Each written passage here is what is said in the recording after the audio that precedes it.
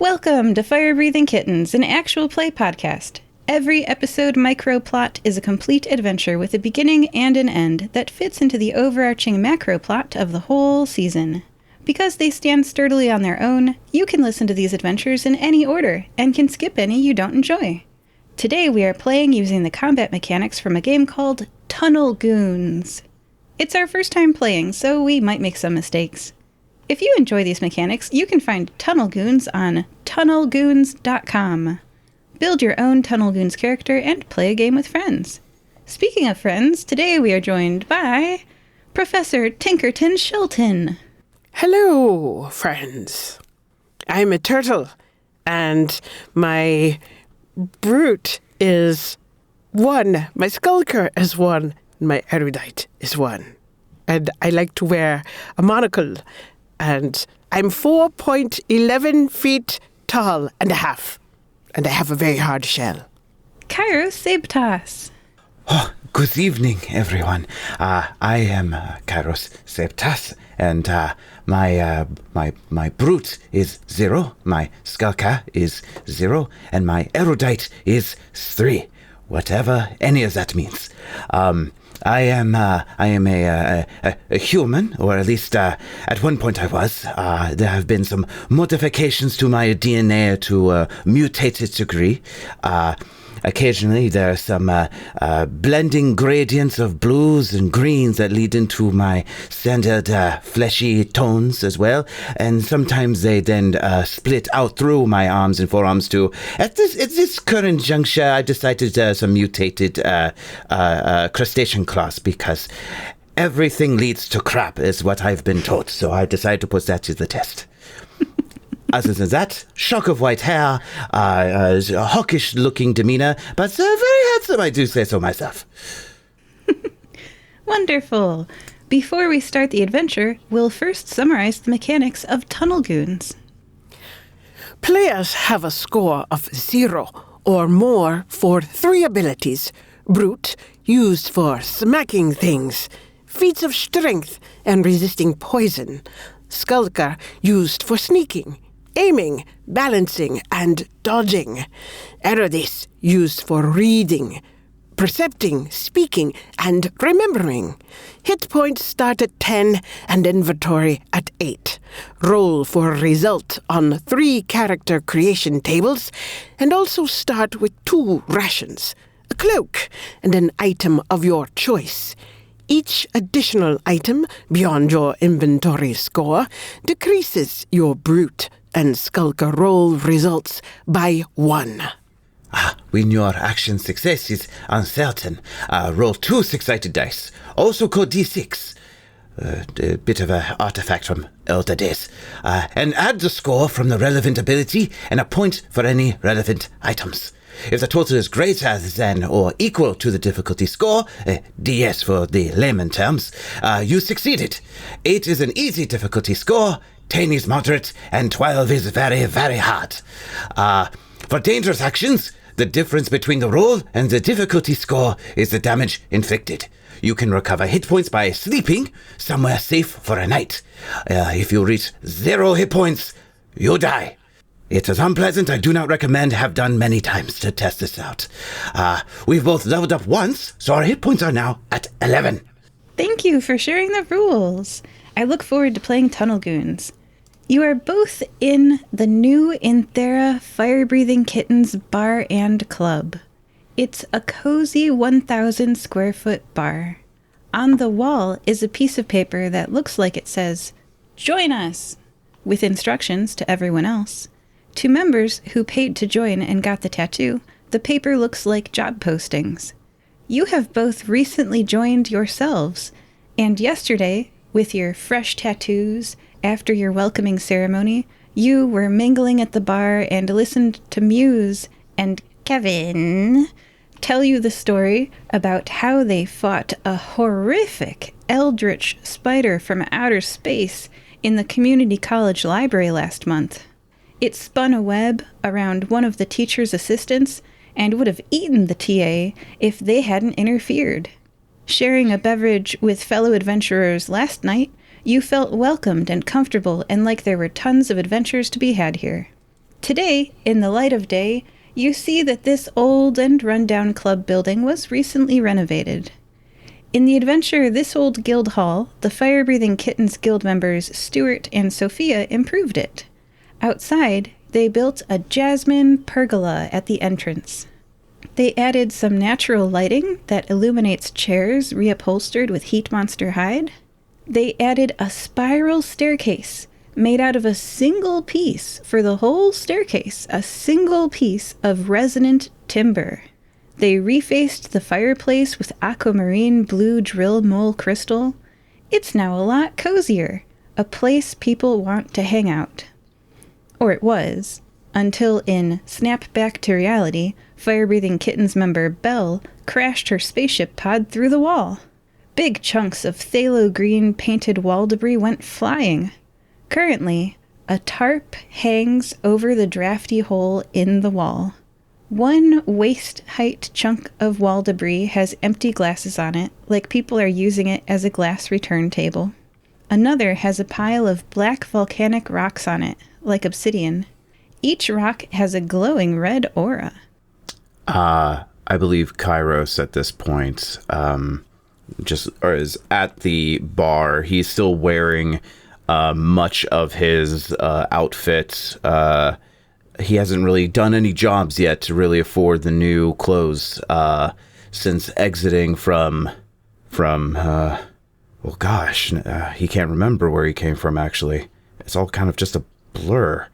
Anyway, he's just kind of looking at the tattoo and scratching it absentmindedly. It feels a little off. It's still pretty fresh, and he's just trying to not fidget with it as he lets it heal, and he just looks over across the way and looking at the glowing rocks, and almost in a like a moth to a flame, he kind of just gets up a little bit and starts absently walking towards it.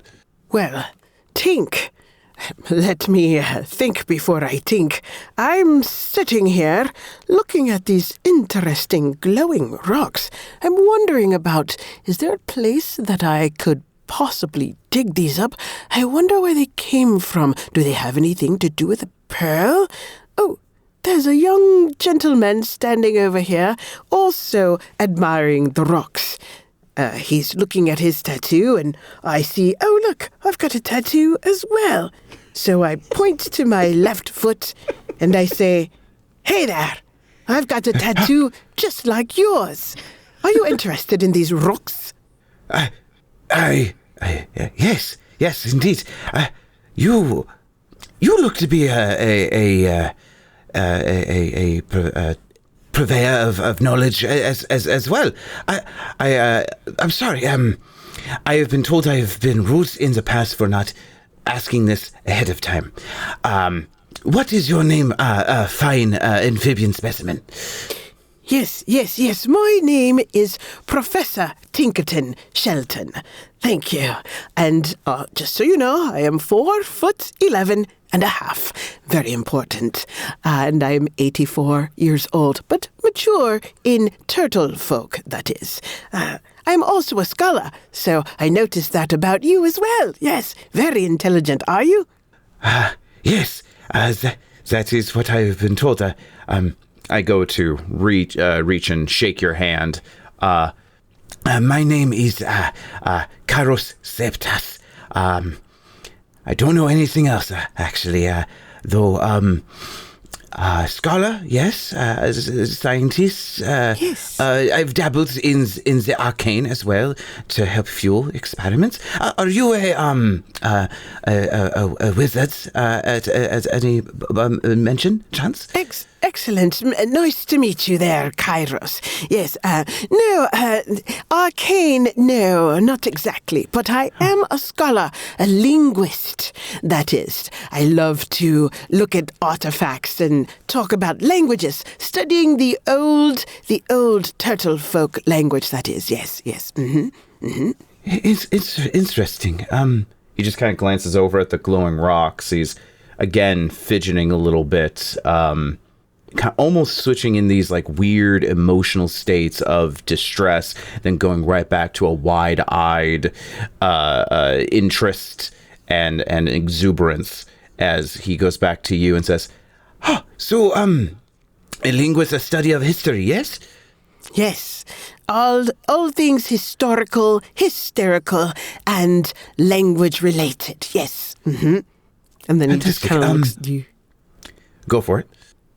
He just kind of looks back at you and is just kind of looking you up and down and wondering similar things about you. Like, what do you study? I don't quite know anymore. I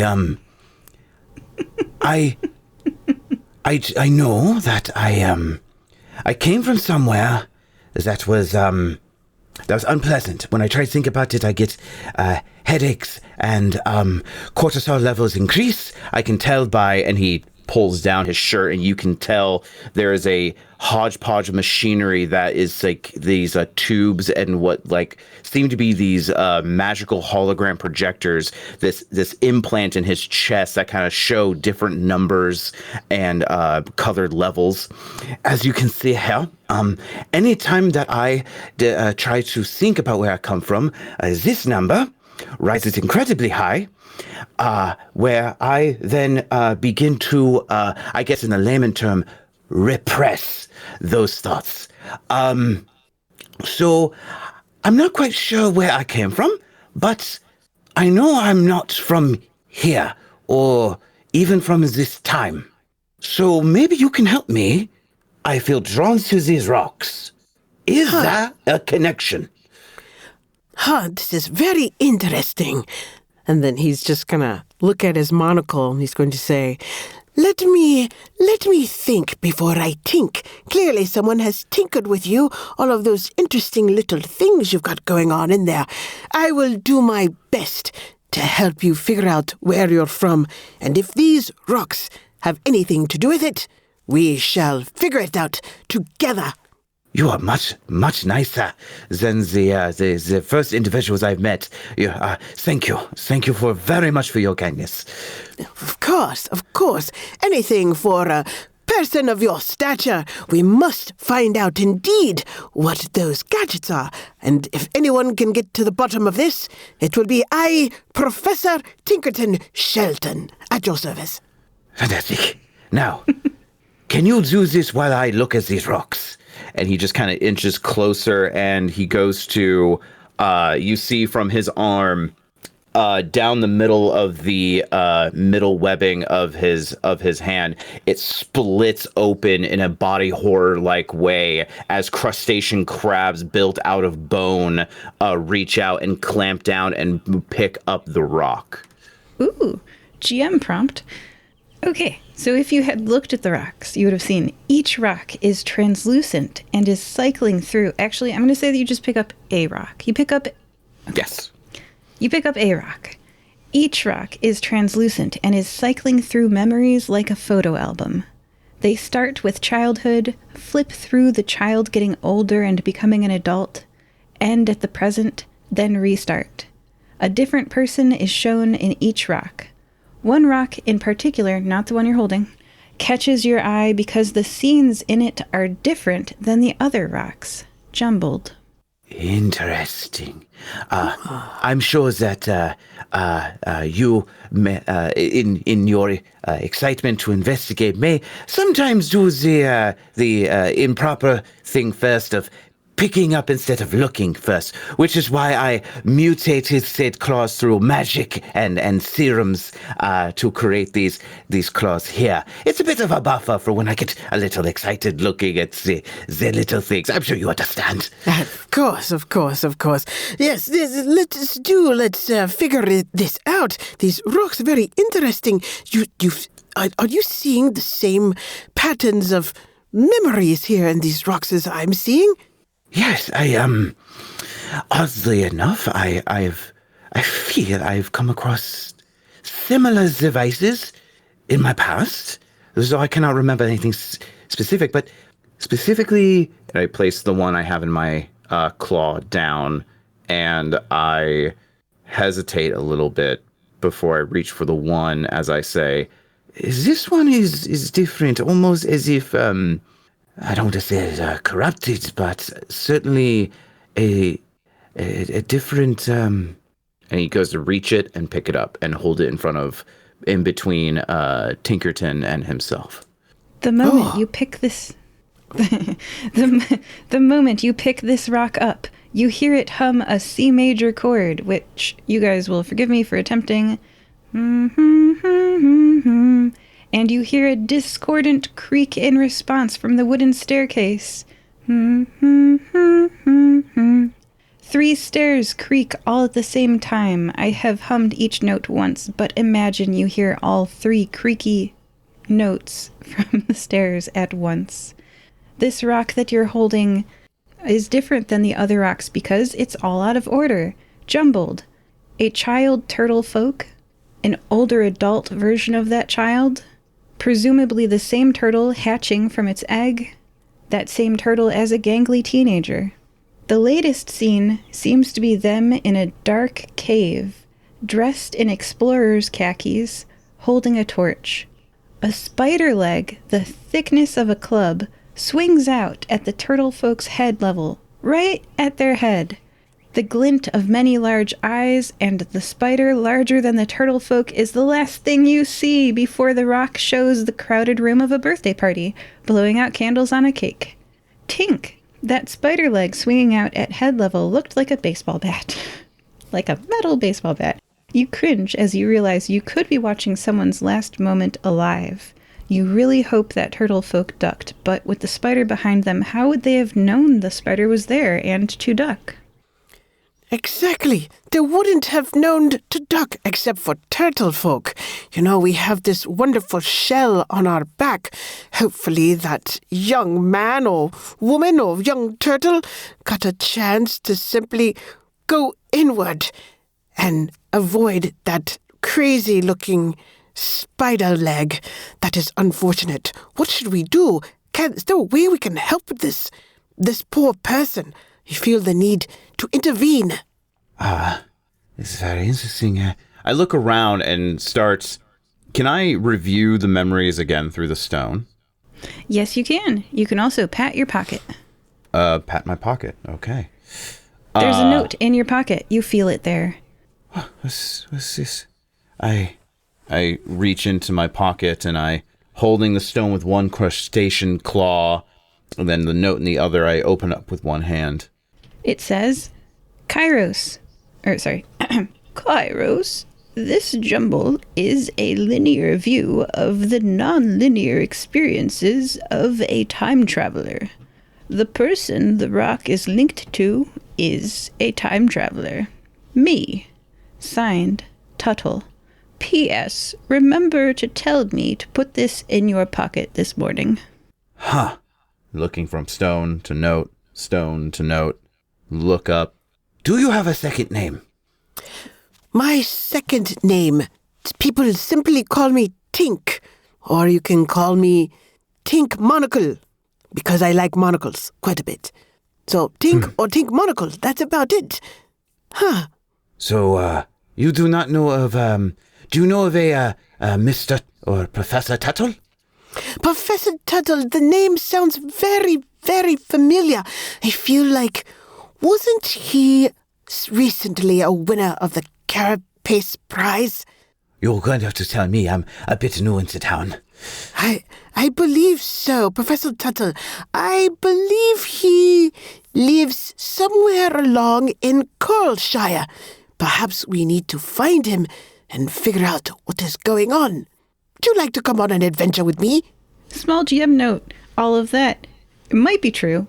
People can have the same name as other people. Multiple things can be true. No, I think there is only one Mr. Tuttle in the entire world, and this is the one we need to go and find. I agree. As the rock in your hand moves, the staircase creaks. And the rock goes. I'm thinking perhaps we should go to that staircase and figure it out. Yes, there is, whoever this Mr. Tuttle is in danger, and they have entrusted me with a note, and this And clearly you know this person because there's no other subtle that I could think of. So we should go address this right away. Yes. Let us go to the stairs. There's this moment that you may catch as there's this almost like crazed look in the back of the eyes, like a different person, where which is usually found on those with ulterior motives. Kairos, what are you thinking? Thinking? No, yes. I mean, I'm always thinking. You're going to have to be more specific. Should we investigate the stairs now, yes? We should investigate the stairs. Let's do it. You know, I'm thinking about this musical kind of different dissonance. I wonder if it's a code. Possibly. There's different codes. Interesting. I will go ahead and walk over to the stairs with Tink, and I'm going to go ahead and like try to review the stone again to the sound of the musical tones, and I'm just going to look at the stairs and see what happens. As you get closer to the stairs with the rock, they resonate with like the echo of the creaking sound. And again, these are 3 notes at different times, but imagine a C major chord, but with a flat re and a flat, so may and a flat say instead of a me and so. Yeah. I wonder if this is a code. Is there something that has to do with intervals? You know, music is a language as well. Yes. No, that is very good. If that is a language, let's try this. And I will go into my inventory. Let's see here, and I will go ahead with a quill. I will try to match on the stairs, the ones that will create the tones. I will start to try. Are you standing on the stairs? That is a great question. I suppose I would be if I was trying to ride on these stairs. Okay, you step on the stairs. First step, normal. Second step, normal. Do you climb on the third step? I climb on the third step, and again, not every single step is doing these tones. There's odd intervals on these steps, right? So far, nothing has changed except that you're hearing the echo of a creaking sound. Gotcha. Are you going to step on the 8th step? No venture gains. And I will step on the 8th step, so specifically you say. That would make it an octave. That is brilliant. And I say that right before I die. As your foot approaches the 8th step, and you're holding this stone, you step on it, and it creaks the proper note. A me. You know. Me. Instead of the may that it was before. And it vibrates with that slightly off note that when you put on your foot on it, the creak and this like change in weight corrects it to the right note. The staircase vibrates with these 2 notes. Loudly. Fascinating. Well, I mean, I'm humming, but it's creaking. I can't stair creak at you. I wonder if we should sing along with it. That is, I don't remember much, but I remember I can't do that. Then perhaps we should... Perhaps you could take my place here and show me how it's done. Show me a turtle jig. All right. Well, we are on the 8th stair. Oh, are you also on the 8th stair? Well, I'm going to meet... You guys gotta tell me. Tell me when you do environmental. I shall meet you there on my way. I think... Okay, when you step on the 8th step, it goes... It goes from to when you're both on the 8th step. So now this note is changed and the creaking is a little sharp. Uh-oh. I believe I need to step down half a step. Can I, with my quill and ink pot,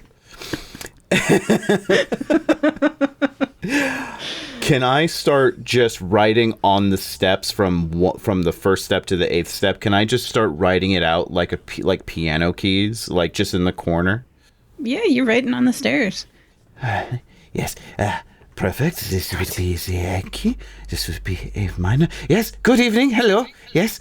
Good. Yes. I know I'm in the way, but just give me a sec. Sure. Do what you got to do. Okay. Yes. Good evening, patron. This is normal.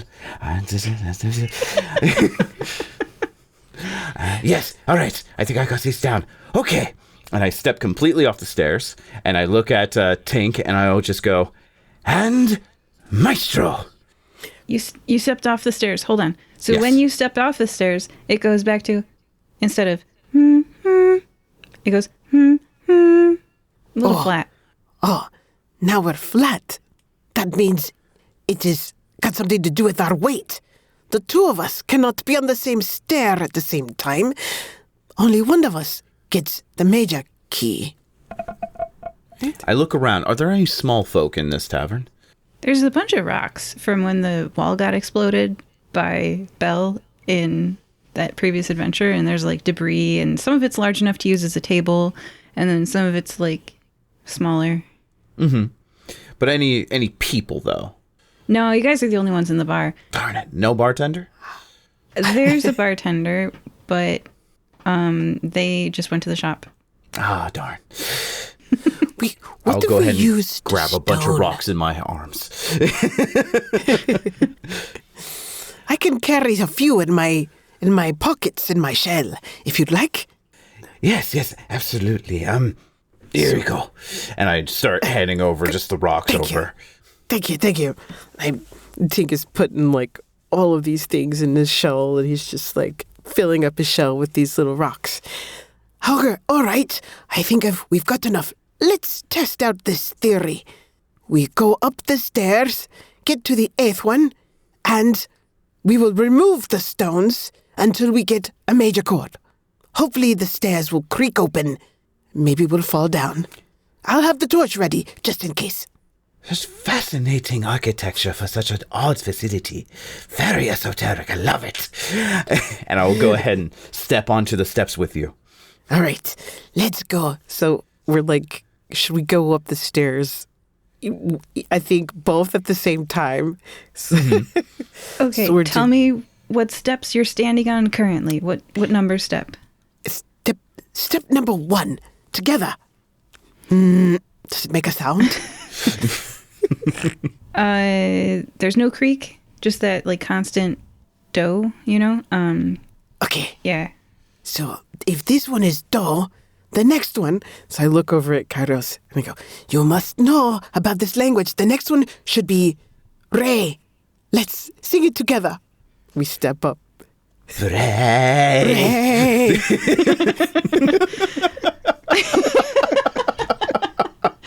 The stairs do not change until the 8th step, and then when one of you stands on it, it corrects the note.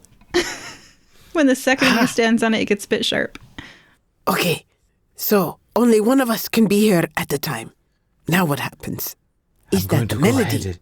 I'm going to step off the reversed rock, look at the stairs, and I'll go ahead and attempt to go ahead and crab walk onto the walls of the stair and wait for you to get on the stair, and then I'm going to drop onto the next step that makes the next note. Perfect. Wait, so what step are you guys standing on currently? The 8th. The 8th. You're both on the 8th. Okay, Yes. so it goes, like whatever, I don't know, sharp, fa, whatever.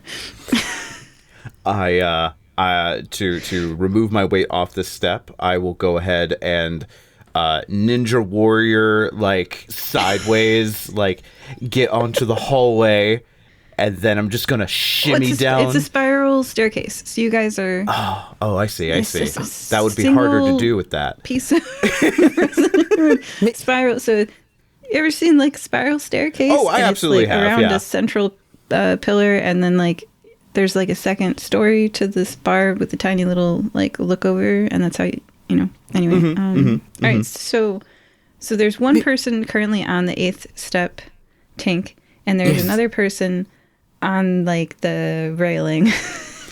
Gotcha. You see. So it's doing like do, mi, say. Do, mi, say is what it's doing. Gotcha. I would like to say that Kairos may understand this with enough erudition. I will say that the player himself, not so good with the music, may have to walk the player through this so the Kairos can understand a little bit better. Right now, the first 2 notes sound great. Fantastic. The third note. The third note is the key. Oh, the third note is the key. Kairos, do you step on the 13th stair? I absolutely do. Okay. Nothing happens. The 14th stair? Sorry. 9th. I'm sorry. The 9th step. I gave it away. You step on the 12th step. And when you are stepping on the 12th step and Tink is stepping on the 8th step, it goes just like the rock. Fantastic. We've cracked the code, Kairos. Nothing makes me feel so smart than to stumble through a half-hour puzzle built for 12-year-olds. That's okay. Don't worry about it. I didn't think about numbers until after we started playing this game, and I was like, I should have put the stair number. Should have been important, but it wasn't. It wasn't. So that was poorly designed puzzle. No, Hey, it was not. You were original dealing with a puzzles. handicap, aka an idiot. No, man, Tink, you're so smart. I should have put them on the right, because an 8th is an octave. Oh, well, anyway, so I didn't. Anyway, the top of the staircase glows, an illusion forming. You can see it continues up above where the ceiling seems to be. The spiral staircase continuing illusorily above where the landing is for the second story. Great, Peter. That is, it has continued onwards. A hidden staircase, yes. Fantastic. Perhaps, a friend we have not met yet, or have. Look at note. I may have met him at some point, not sure yet. So, time. It's weird. Shall Let we us continue onwards. continue? And Yes. hope, beyond hope, that there are no more music beyond this point. I will call this the portal of the arpeggios. That is how we get here. Let us Brilliant, move. Professor. Let us continue. And then in that moment, Kairos steps off the 12th step and the illusion goes away. I don't like this bar. It's not my favorite. And the note goes flat. I believe we need to be in harmony. We need to be in sync in the harmonies. So perhaps if you are only 3 stairs behind, that makes a major chord. So if I'm on the 8th, that's a perfect 4th, right? 8. GM was not smart enough to put numbers into this. Stair number does not matter. Let's go back to that same stair and trigger the portal again. So Meanwhile, Kairos as he's steps down walking one down. stair, and when you step on it again, as your weight steps on it, the creak gets slightly flatter or sharper or whatever, and the illusory staircase is visible again. Aha. Okay, you tell me when to move. Let's go. Oh, maybe you have to stay, and then one goes in. Do you have any rope with you? I just have a shovel. Wait, Tink, you're still on the 8th step, right? Oh, yes. Try stepping off of it. If I step off to the 7th or the 9th. The illusory, it doesn't matter. You step in one direction and the illusory staircase disappears and the me gets flat. This is what I thought. We must be, one must stay and the other go. Yes? No. Anytime either of you steps off of a stair, the note is no longer corrected. Professor, this is an impossible puzzle to solve. Do you know what we should do? Just drop all the rocks. Yes. Onto the stairs. And then forget this whole thing. Let's drop the rocks onto this. But you said it, Kairos. Let's drop all the rocks we've collected onto every stair. That way we can continue moving. What an odd establishment this is. How do they make any money? Apparently this place is meant for rock and roll. See what I did there? I appreciate the wordplay. It's an escape room just to get your room for the night. So you leave the rocks on all the stairs, which makes the note permanently changed. This is a Legend of Zelda puzzle where you push the rock on the button so that when you're not standing on the button anymore, the button's still pushed.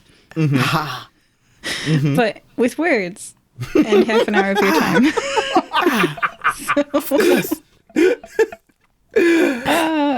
All right, that was fun. I think we're making great time, Professor. Let us continue onward. Let us continue. You step on the illusory stair projected above where the physical wood spiral staircase ends, and your foot turns translucent as well. Oh no! I think I've gone invisible again. Where are you? Do I need to... Yes. If I step on it too, I'll disappear. I'll disappear with you, Kairos. Let's go. So how do I know if I won't see you? Let's... I have a parasol. I will take that out, and you can hold one end, and I hold the other. That way we know where each is. Brilliant, Professor. Fantastic. Yes. And I hold on to the parasol. And then we step together. It's too bad there's not like a GM reward system in here, because I can't like give you like bonus points, like inspiration in D&D, or like that would have, the parasol would have gotten inspiration. Brilliant. Not writing numbers on a staircase, a metal staircase. Wooden. It's a resonant wood staircase made out of a single piece of wood. Okay. When your head emerges, you climb the stairs all the way to the top. When your head emerges above where the physical guild hall ceiling is, you see a dark cave. It's lit up by a glowing wood instrument machine that reminds you of a huge church pipe organ. The wood of the pipe organ looking creation is the same color and grain as the wood used to make the stairs. It is creaking with the same chord that the resonant stairs are creaking with, and they creak in unison. We're back to the creaking. I feel like I do know this individual. They left me as out. This is starting not to feel as worth it, but I will continue onward.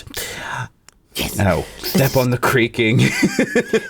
You emerged into a cave. Okay. You're in a cave now. The cave has a big old, looks like kind of like a pipe organ, I don't know, made out of wood, the same wood as the stairs. A torch probably wouldn't be so great since it's all made of wood. Didn't want to burn it down. Picture like the size of a football field. And at the 30-yard line along the wall, there's like a 10-yard long pipe organ. So, I'm thinking, do we need to play our way out of this? After you. It is a pipe organ. Do we know... Are we hearing all the sounds together, that chord? Very, very quietly humming in the background. And there are 6 tunnels leading off of this chamber. You're in a big old round chamber. Pipe organ takes up your attention first, and there are 6 tunnels. Quick question. With the rocks that we placed onto the stairs, do we still have the one that we're trying to use to find this fella? That's up to you. Do you? Yes. That's up to you. Do you have it? No, I would like to have it if possible, because I will like to hold it up and review the memory, see if it matches where we are at. Yes, I think that's a brilliant idea. So we know which tunnel. How did you know what I was thinking? I saw it in the machinery that you had. I noticed that it was you were thinking about something. I look down at my chest and it's like blinking certain colors, and I was like, Oh, I don't remember putting that on me. Huh, okay. Interesting. I guess I can't lie to you, so, yeah. Yes, the cave is very similar to, but not the same one. So it's like pretty clearly this cave system. Well, I wouldn't even call it it's an underground. Do you examine the walls to see if they're carved or natural? I guess you don't see any stalactites or stalagmites, but you are underground. It's very smooth. well, Tink, if you're investing in the pipe organ, Tink, I would like to, if I may, use erudition to see if I can look at the different cave tunnel entrances and see if I can match through, see if there's any similarities to the cave that I see here down any sort of tunnel structure, if that's possible. Yeah, I'll do yours first because it's shorter. These tunnels are positioned, like imagine a clock face, right? There's like one at the 10 and the 2 and the 7 and the 4 and the 12 and the 6. And they look like they were carved. This is a constructed area. Mm-hmm. There's no stalactites or stalagmites. They're all continuous. Like there's no doors or anything. Like it's like a hole you can walk through. A tunnel. Oh, I will say they're about, unlike like a circle, it's not a circle shape. They're about 5 times as wide as they are tall, and the wall edges get pinched short, not a right angle wall floor junction, more like a C shape. Interesting. Indeed. Let me see here. And then Tink was examining the pipe organ. I am looking at the pipe organ, and I'm wondering if they are labeled, perhaps with numbers, or a note, or if we have to play it with our feet, since it is a pipe organ. Is there a bench? It's not a pipe organ. It's just like that. If you've ever been near a pipe organ, that conveys that sense of like this is a big old thing. Then Tink, being the tinker, he wants to touch and sort of knock on each one of the pipes. Okay, all right. So you see a massive machine made out of the same wood color and grain as the staircase, and you touch it, and where you knock on it erodes, crumbling like a sandcastle. Whoops. Everything, all the edges have been crumbled like a sandcastle exposed to wind. And where you knock on crumbles, and you see that there possibly was some writing where you knocked, because this wood is covered in quite a lot of writing that you don't understand, but that part did crumble away. But it's huge. There's a lot more, don't worry. But it's like sawdust now beneath where you touched. And Tink is going to take a step back and look through the monocle and wink at it and go, "Oh dear. Sorry about that." No, what did you find? It's lots of sawdust here. Looks like there was some sort of writing, but we can't read it. Is that right? It disappeared. What languages do you all understand? Or read? I guess read is more... Yeah. What languages do you all read? My command of the common language is a secondary language. My primary language is that of an ancient tongue that no longer exists. So that's it. And me, being a linguist that I am fluent in ancient turtle folk, modern, vernacular, and I know a little bit about some other things, but of course I'm on a quest to find that pearl of language so that I can understand all of the languages. But yes, ancient turtle folk and modern vernacular work for me. This looks like it could be related to ancient turtle folk, but it's older. Aha. Older than ancient turtle folk. Proto-ancient turtle. Proto-ancient turtle folk. It's absolutely reptilian. Lots of reptilian with lots of symbols, I would assume. Is it? I didn't OG a language for this, you guys. I love Token for doing that, but I did not. I'm actually just going to use Akkadian here, which is a legitimate old language. That is, it is a real one. Okay. So it looks to the player like Akkadian, but it looks to your character. It looks like Akkadian. I do not know what that means in this context, but I will trust the linguist when they say. Oh, like Babylon. Oh, I know. You heard? Okay, yeah. Yeah, All right, so world, for your players. Yeah. Yeah. It looks Akkadian. Do we need to put things down? In character, your character's like, it looks like proto-turtle folk. Looks like proto-turtle folk to me. Yeah. Very interesting. And it says what?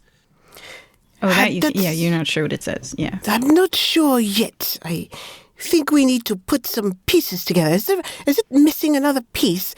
Then Tink wants to look through, like, this dusty stuff and keeps just sort of poking around till he does this mad dig. He wants to take out a shovel and is like, is there more underneath here?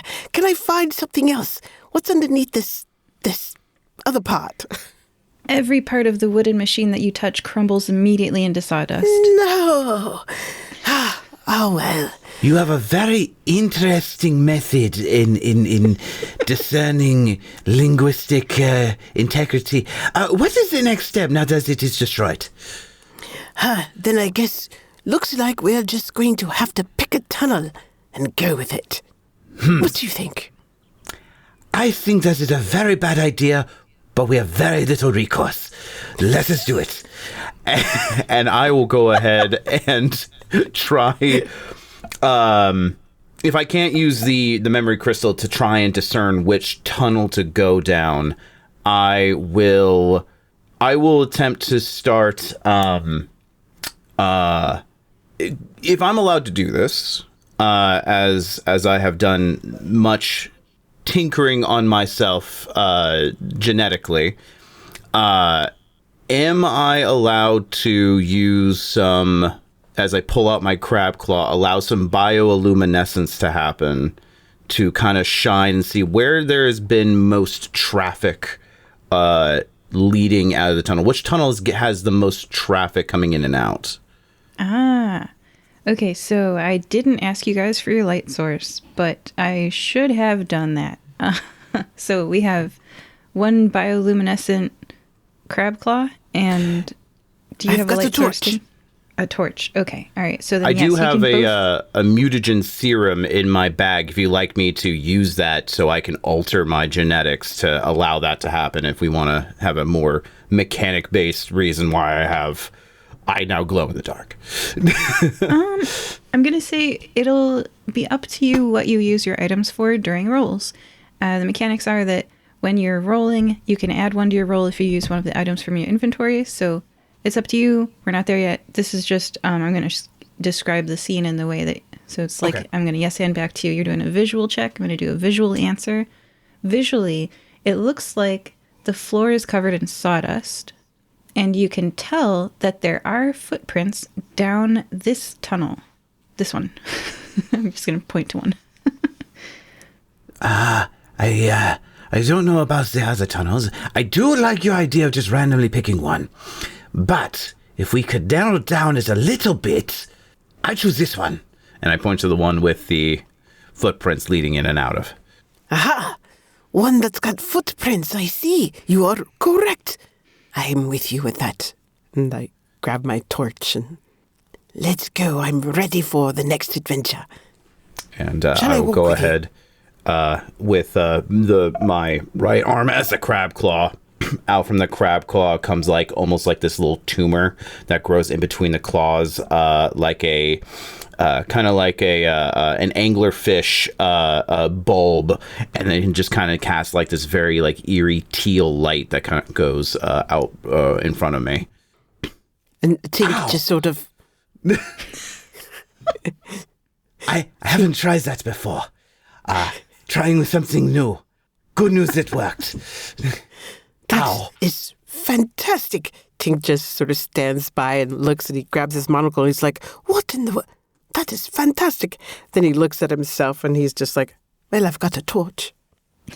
That would probably have been easier and less painful. But it's here now. Ow, Onward. it doesn't stop hurting.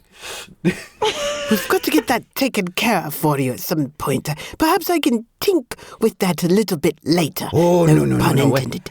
No? When it comes to my biology, I'm very particular. Of course. And I just walk forward with the torch. All right, you guys. All right, this tunnel's walls are covered in writing. Like, you ever seen those movies where someone's standing in front of, like, a clear or, like, a dry erase board, and they're, like, scribbling on it, and, like, it's like a movie, so you can see from, like, behind because it's clear, and you can, like, see the letters. Like, yeah. Clearly someone had that in mind, or just toddler scribbling, and they just wrote all over these walls. And the turtle folk you saw in the rock is here in this tunnel, examining a wall like Indiana Jones. This wall is covered in writing, different than the cave you saw around the turtle folk in the rock image. That surrounding was dark and had no writing on it. Then, like now, the turtle folk was holding a torch, but here there is no spider leg the thickness of a club swinging out at the turtle folk's head level, right at their head. You don't see the glint of many large eyes and a spider larger than the turtle folk. You see more walls with more writing. Tink and Kairos, because the game Tunnel Goons has the erudite skill, we're going to do an erudite challenge. You have 11 speaking hit points, because you remember you have like 11 hit points each, so we're going to do a separate pool of hit points. 11 speaking hit points. Before, if you hit 0, you're not going to die. You're going to become unlikable. Oh no. My bumbling gullibility in this new time is all I have. Oh dear. This is a separate pool from health hit points. Only rolls made using the erudite skill to speak to them will reduce this challenge's difficulty. The difficulty for this challenge, speaking to this turtle folk in a way to get them on your side, is 12. 12. What do you say? Yeah, 12 is going to be hard. Good luck. Use items. Very difficult. Unless you want to go first. Oh no, after you, Kairos. Brilliant. Again, I don't know how you know how I'm thinking. Perfect. I will step up and can I have put, because it was in my pocket, I have the notes. Can I have that in my inventory? Yes, you can. And again, the mechanics of this game, your inventory score is 8, so that is now slot 7 of the inventory. If you reach 9, you're going to reduce each brute and skulker roll you make by 1. Interesting. Okay. I knew that. Spoilers, listeners. I didn't. I will go and approach, holding up my monstrous angler fish lantern, and I will go, greetings, Mr. I look at the note, trying to remember their name. Tuttle. Tuttle. Yes, Tuttle. Yes. Hello there. I believe you have reached out to me at a different point of time and have asked us to retrieve you from certain danger and death. This is your handwriting, yes? Make a roll. Roll 2d6, add your erudite number. +1 with the note? +1 with the note. Huzzah. Okay, that's an 11. +3, +1. Good. Okay, so 11 plus 3 is 14, plus 1 is 15. 15 minus... I'm going to write this down. 15 minus 12 is equal to 3. So 12 minus 3 is the new difficulty score of this challenge. 12 minus 3 is 9. So this turtle is currently at 9. And they respond, "Oh, that it is my handwriting." Fantastic. Now that we have established this, I believe you have an old friend of yours, because you are the only turtle in existence, as we have established at the top. So, Professor Tink, if you would like to introduce yourself to your old-time friend. Tuddly, where have you been all these years? What are you doing here? Tell us about these rocks. Can you tell us something about these rocks? So, Tink Tink wants to see if we can, what can we find out more about these rocks from Tuttle? Oh, the memory rocks. Yeah. Oh, okay. Who we know personally, because he's the only Tuttle in existence. He's the only Tuttle in existence. The only one. Can you tell? What can you tell us about these rocks? Does he have information about the rocks, the glowing rocks? Let's see your roll.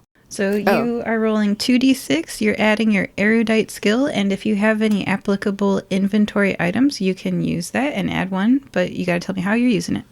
Speaking of which, just for player honesty, I think 8 would be the memory rock that I have that I've been using as part of my inventory slot. Good note. So I'm going to roll here. When you do a d6, do you do 2 dice or just 1? 2 dice. I'm on the Google thing. Okay. Yes. All right. So I have a 3 and a 6, which is a 9.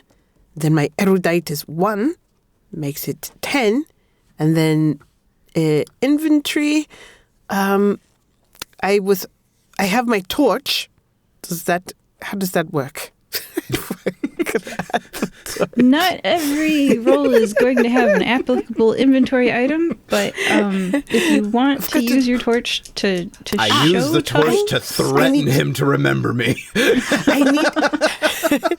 I'm going to use my writing notebook with a piece of charcoal in case he tells me something very interesting. There you go. Does that bring me to 11? Sure. 11 minus 9 is 2. So this person goes down from 9 minus 2 is 7. They're now at 7 in this challenge. Oh, this guy is so unlikable. We're gonna make him downright hated by the end of this. So you asked, do you know anything about these rocks? And I can actually give you guys some pretty good info here. Give me one sec. Aha! Why, yes, I do. It's nice to see you again, Professor. Are you you're a professor now, Tinkerton. Yes, Professor. Aha! I remember I had you in my class. Of course. Best student for you, I'm certain. You were memorable, yes. Performed very well. Good, studious student. No wonder you became a professor. Yes, that is a memory rock. They are naturally occurring, but only in a specific location. There's a place called Cephaly Island, and that is where you can... It's like an island in a sea of Ekrim, and you can mine the rocks there and use the Ekrim to adjust them if you'd like. Anyway... They're naturally occurring and mined near Cephaly Island. Yes. Aha. This is very interesting. There's this moment where Kairos just blinks a few times, and there's a very high level of beeping coming from his chest as he kind of just covers it instinctively, shakes his head. The beeping eventually ceases. Tink is just going to look over at Kairos and go, aha! That's it. Aha! Remind me to take a note of that later. Because frantically scribbles into the notebook. Have you found your own rock yet? Each one is linked with one person. Hence the turtle folk. We've only seen turtle folk in this one. Is it me? Oh my goodness, that's my rock. Yes, right. It's how we found you. Oh wait, you guys haven't used that one yet. Wait, did you use that in your first... Yeah, you used that in your first roll, didn't you? Yeah, Kairos. You used the memory rock. Was the note. Okay, so he did not say, oh my goodness, that's my rock. I will hold up the rock. So whose does this one belong to? There we go. Let's see that roll. All right, roll in 2d6. That is 6 plus 3, 9 plus 1, 10. 10 minus 7 is 3, so 7 goes down to 4. They're at 4 now. For some reason, I just don't like you anymore. It's so weird. It doesn't work for opponents, just for yourself. No. So they say, "Oh, is that my rock? Wow!" And they are looking at their birthday party, and they're like, "Oh, I remember that. Oh, when was this? By chance? That's about 30 years from now." 30? Yes? It's in the Yes. future. Well, from where we are right now. It's about 60 years back from when I taught you, Tink. Aha! 60 years back and 30 years into the future. So does that mean we are now back to the future? Sorry. Sorry. It just seemed like the most naturally occurring thing to say. No, I think I understand what you're saying. So I think the important part is, and I'll go ahead and wait for it to scrub through the attack on the on Tuttle, and I'll go. So when does this happen? Ooh, Tink, do you want to make that roll? Because that's their next roll. All right. I shall make the roll. Yeah. The You roll. get the one for the rock. Tink has scored a 3 plus the erudite 1. I've got a whopping 4, but it's a very tall 4. Does that count? Plus the rock? Plus the rock is sure. Plus the rock. Yes. What does that make it? 5? Good. It's good that this was already at a challenge of 4. So 5 minus 4 is there's 1. So you whittle it down from 4 to 3. Thank goodness. Whew. So the challenge is currently at 3 because 5 minus 4 is 1 and 4 minus 1 is 3. Okay. So they say, "Oh," as they see their own impending death. Well, that hasn't happened yet. I see, but you do remember when that happens, yes? No. Very interesting. That is Interesting indeed. very odd. I too suffer from memory problems due to time travel or some sort of slip space temporal prison.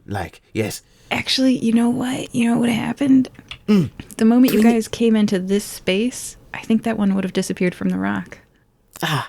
So we need What were we talking about? Because you're currently in the past. You were in the future where that thing would have been seen by the memory rock. So yeah, so as they're watching it, it goes away. It cannot be seen by the memory rock anymore. Oh no. This is complicated. Basically, you passed your roll.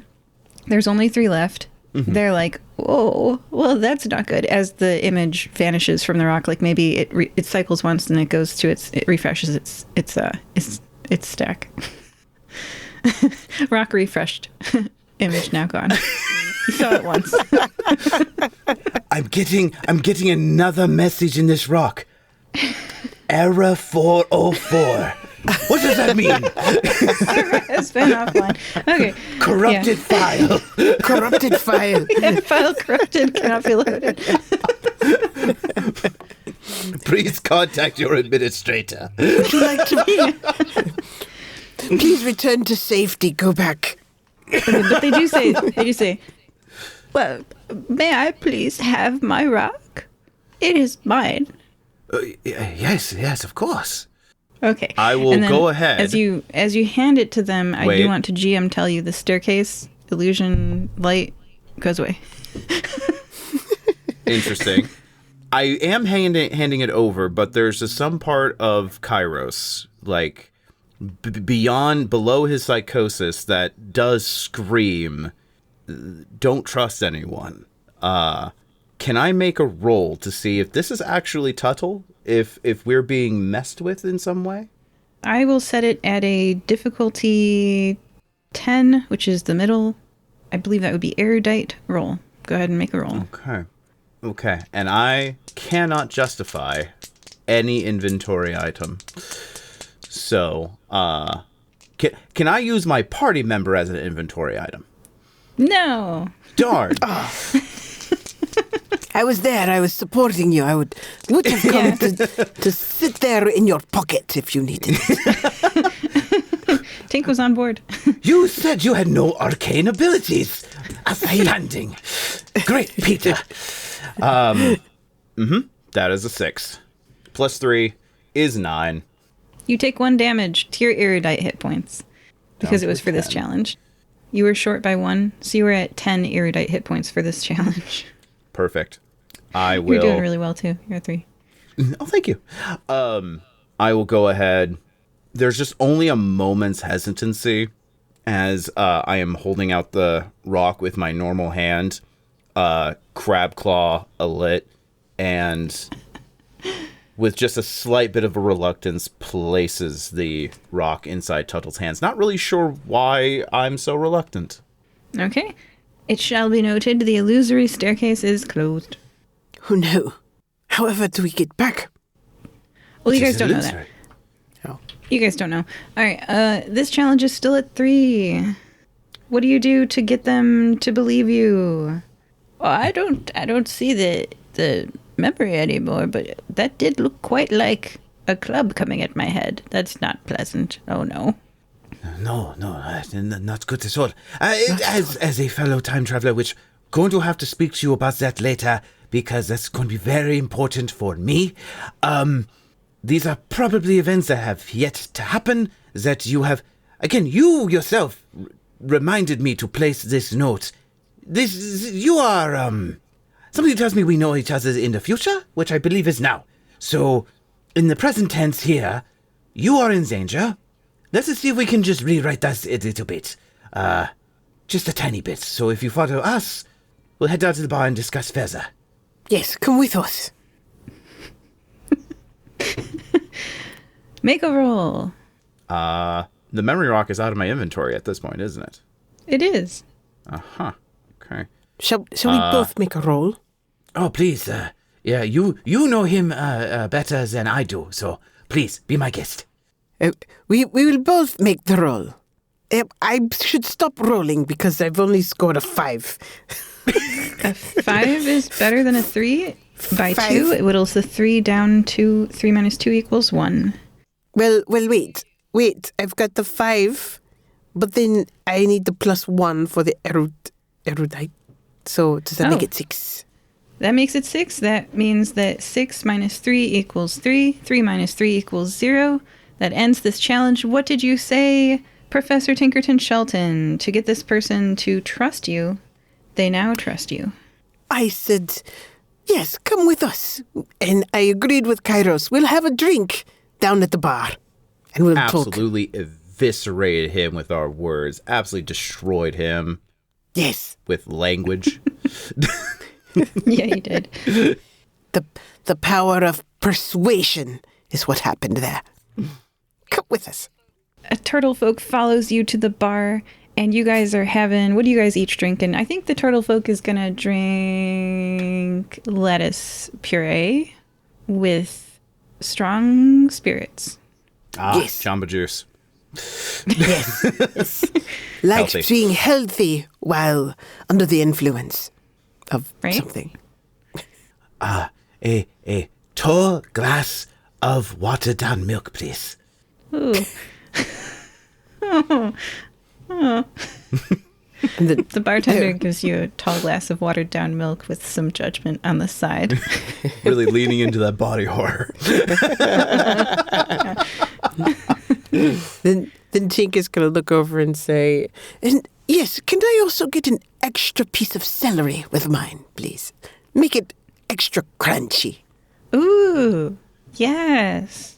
It's been soaking in it too, like, so it tastes kind of got a kick. Yes, I like it spicy like that.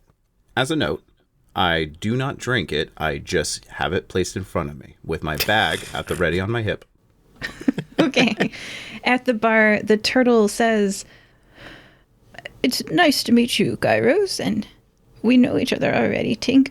For Kairos, my name is Tuttle Shellsworth. I am a time traveler who was in that place to learn the universe expansion math constant to more decimal places. Space-time is one thing.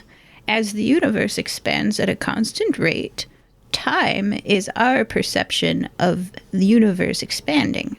Teleportation is time travel along a fixed universal expansion axis. Time travel is just teleportation along an extra dimension, teleporting to the previous location in space that space was at before the universe expanded a bit more. Sorry, Tink. Just talking shop with my fellow time traveler. But Yes, anyway, so you've got a couple of things wrong, but it's fine. I can correct you later. that machine there is broken. It's long ago useless for powering time travel. But what it really has, somewhere in there, its true value is the information of the universe's expansion constant to 150 decimal places. With that precise of a number, you'd have no risk of time travel teleporting yourself halfway into a wall. I am looking for that ancient number, which is still the same today as it was in ancient times. Do you happen to have it, my fellow time traveler? Of course I do. Yes, it's, beeping, on his chest, more. And at this point, the crab claw has receded at this point. The little bioluminescent anglerfish lantern has popped before we came into this, because I didn't want to make a mess. Ow.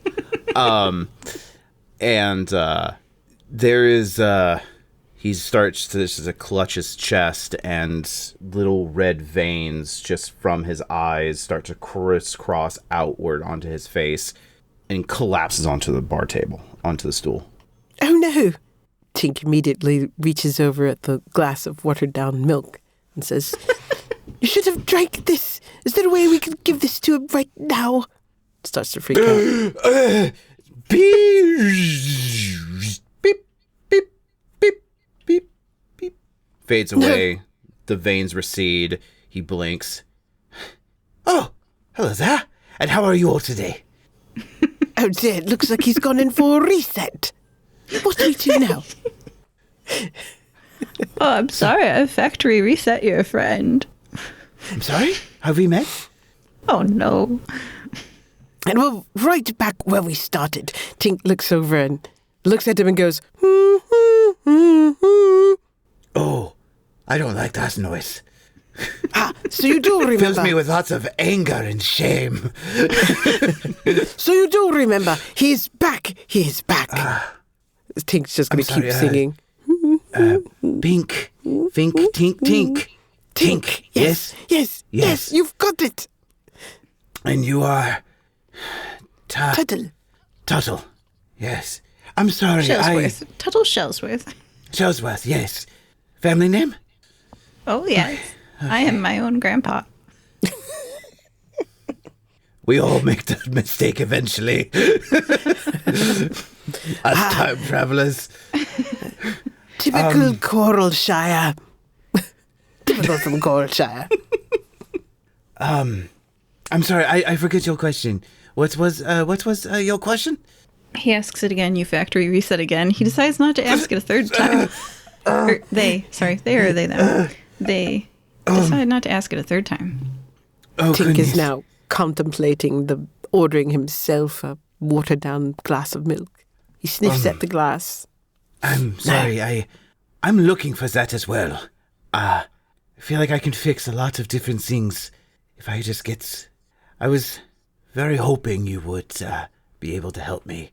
Again, Professor Tink, that little flash behind the eyes of someone beneath the surface of the skin, just an ulterior motive flashes, fades away quickly. Tink takes out his monocle and he looks closer. He gets right into Kairos' face and is like, Oh, you're are very you close. all right, dear sir? You don't seem to be all quite there. Do you need to put another glass of watered-down milk? Try it with celery this time. No, thank you. I haven't even finished the first. No, All right. my head is pounding, my eyes are throbbing, and my chest and cortisol levels are at an all-time high. So frankly, I'm doing fine. Very standard, even keel. This is more or less the where I usually am. Okay. Then we'll make a note to look at that a little bit later. And then Tink gets his notebook with a piece of charcoal and writes down, scribbles something in turtle folk and just closes it and looks back and puts it in his pocket. Keeps going. Well, Tuttle, tell us more. I would need to go into the cave to find more, to tell you any more. But it was very nice to pause here. I love the bathrooms, gotta say. Don't have those much on digs. And I'll go back now and be on the lookout for a giant spider. Should we not escort you, no? Yes, just in case the spider is there in this near future. Oh, yes, please do. Do you have weapons? Of course, we have the keenest weapons in all of my known mortal kind. Our minds. And I have a shovel. And sometimes I burst into a monstrosity of crustacean-like proportions. Huh. I am much safer, thank you. Well, all right, then. Are there any parting words you have for us? And the bathrooms would be lovely to explore later. Let's get back to it. And they turtle speed climb the stairs. Here. Watch out for the 8th step, or it could have been the 13th. I could not remember. Yes. Wherever it disappears is not the one. So, yes. Yeah, they step over the 8th and the 12th step. The notes remain in key. And you guys are able to go right back to that cave after a nice little leisure chat. That was nice. Fantastic. Huzzah.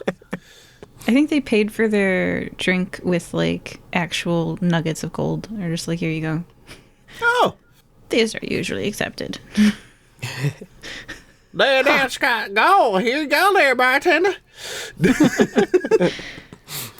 Tink looks around and is like, well, I've got some extra pieces of lettuce and spinach. Perhaps that will work. As I climb up the stairs, I stop and look over at the crashed spacecraft that is in the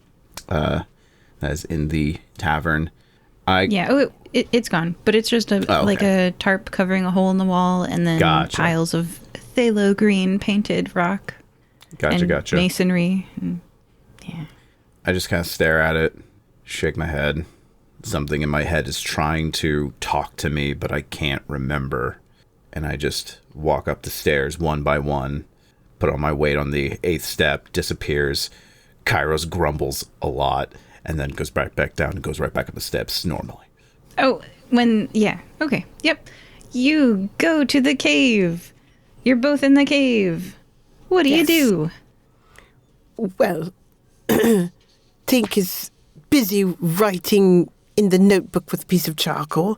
So he's looking at all... Well, are there more of these... Are we back in the same cave, or do we get to choose again which tunnel again? You are back in the same cave. You can choose which tunnel. Oh, okay. So we're standing here, looking around. We've already done that cave. What are you thinking, Kairos? We went to... Did we know which one we went to? Was that the 10 o'clock one or 7 o'clock one? Or did we say? Don't remember. You can pick, and I'll adjust my GM plan. Well, looking at the time, I'm pretty sure the sundial would tell us that it looks like it's about 2 o'clock in the afternoon. Why don't we go towards the 2 o'clock cave? You still use sundials? Of course. It's the best way to tunnel folk. We've got lots of modern gadgets and ancient gadgets. Ancient gadgets are the most reliable, I think. Sometimes. Heavily disagree. But, to each their own. So if we came through that tunnel, we should probably, if we are to be escorting a new time-traveling friend, we should probably follow them and simply stand guard and wait for them to, I guess, get jumped, as it were, colloquially. Oh, yes. So we will go where he went. Yes, they went. Yes, absolutely. Fantastic. Then I guess we go to that same tunnel again. Or where did he go? We're following him. I'll stop now. Okay. All right. You guys pick a tunnel between 1 and 6. 3. Just right down the middle. Okay. The moment you step 10 feet inside this tunnel, you hear a scraping sound behind you and feel the earth shaking. Looking over your shoulder behind you, there's only earth. You're trapped. The exit is gone. Oh no, Tink and Kairos, because the game Tunnel Goons has the Skulker skill, we're going to do a Skulker challenge. You have 11 skulking hit points before you become extremely lethargic and can only move without grace. This is a separate pool from health hit points. The difficulty for this balancing, aiming, and dodging challenge is 12. Ooh. Only rolls made using the skulking skill to dodge the traps in this tunnel will reduce the challenge's difficulty. Let's improv an Indiana Jones-style dodging tunnel challenge, everybody. Will you make it to the end of this tunnel? And the wall definitely trapped the turtle on the other side of it because I don't want to NPC voice my way through this. Don't worry, they're fine. They're fine. You're not going to get spider attacked while you're gone. How did you get over there? Oh, no. What do you know that we don't? They're still in the main chamber. We hear this faint singing in the background. Damn you, music theory! Sounds like perfect fits. So I will go ahead and use my cloak to go ahead, ball it up, to make to more or less make a large padding. As I see on one side of the wall, there are dart traps that are shooting out. I can't protect my whole body, but I can at least protect my head, and that's the important part. Everything else can be salvaged except the head. So, I will go ahead and roll with my 0 skulker. Let's see it. Oh, by the way, for strategy, the odds of you hitting 12 or above with 2 dice are about 3%. Am I getting that right? Whatever. Anyway, but if your friend goes first and reduces it from 12 to something lower, your odds of beating an 11 are much better. Continue with your roll. Fantastic. I rolled an 11. You rolled an 11. Okay. 10 plus 1 with the cloak. Perfect. Then you only take 1 damage from 12 minus 11 is 1 to your Skulker hit point pool. Okay, so there's 10 speaking, 10 body, and then Skulker would be a separate pool of hit points as well, or is the Yeah. So your Skulker, I'm just with only 2 players in a game, you guys. These go really fast unless you have a lot of combats, but I did some test combats, and you can't do a lot of combats in this system because you die. So I to use the mechanics, I have created a second pool of hit points called Skulker hit points.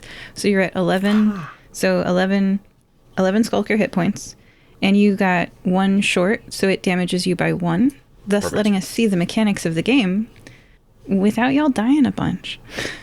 Appreciate. As I said before at the top, dying kind of sucks. Yeah. So, as I'm running past, my theory was correct. My head was perfectly protected by these dart traps. The rest of my body did not get as protected. As many of the dart traps shred into my body as I try to twist as much as I can to avoid, but the poison darts instantly make my muscles seize up as I stumble past the dart trap on the ground, trying to purge the poison out of my body using the neurotoxin adrenal filter that I have installed into my body. Kairos, you're on the ground using your neurotoxin adrenal filter that you've installed in your body to remove the poison. Tink, we'll do 1 round from you, and then we'll go to break. What do you do with this dart trap? Here's some example things you can roll against. Dart traps, pit traps, swinging ceiling swords, a giant rolling ball, flame floor bursts. Whatever you want. Well, being that I've got this wonderful shovel, I'm going to attempt against the darts. I feel like I can bat them as if tennis, because I love You want to badminton. use this shovel so damn bad, and I respect it. I can use the shovel along with my parasol as I... it's going to deflect these darts. So it's either bat and deflect. Bat, deflect, bat, deflect. That's what Tink is going to look like. Little do people know is that Professor Tink is also part of the Kingsmen. I want to see this work. Let's see it. So, all right, I shall do my rolls. And Tink scores a whopping 3 and then adds in Tink's favorite skull cup of 1, making it a 4, but I have used a shovel and a parasol, making it 5 and 6, and writes it down in the notebook, making it 7. Can we do that? I will accept your double item use of 6, which I think is very generous. That means that 12 minus 6 is 6 damage. Tink is going to take 6 damage from your 11 hit point pool, or skulker point pool. So 11 minus 6 is 5. Tink's at 5. The difficulty score is still a 10. Will they die to dart traps in this tunnel? Let's find out in part 2. Joining us for part 1 were Tink. Hello. Kairos. Good day. I am still seizing on the floor. Ow! Oh, yes, I forgot I was dying.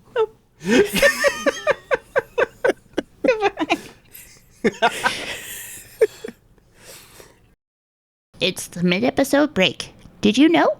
We don't pay to advertise this show, so the only way we can grow is if you tell someone about us. Is there someone you know who would smile at this episode? Sharing it with them would help us. Thank you!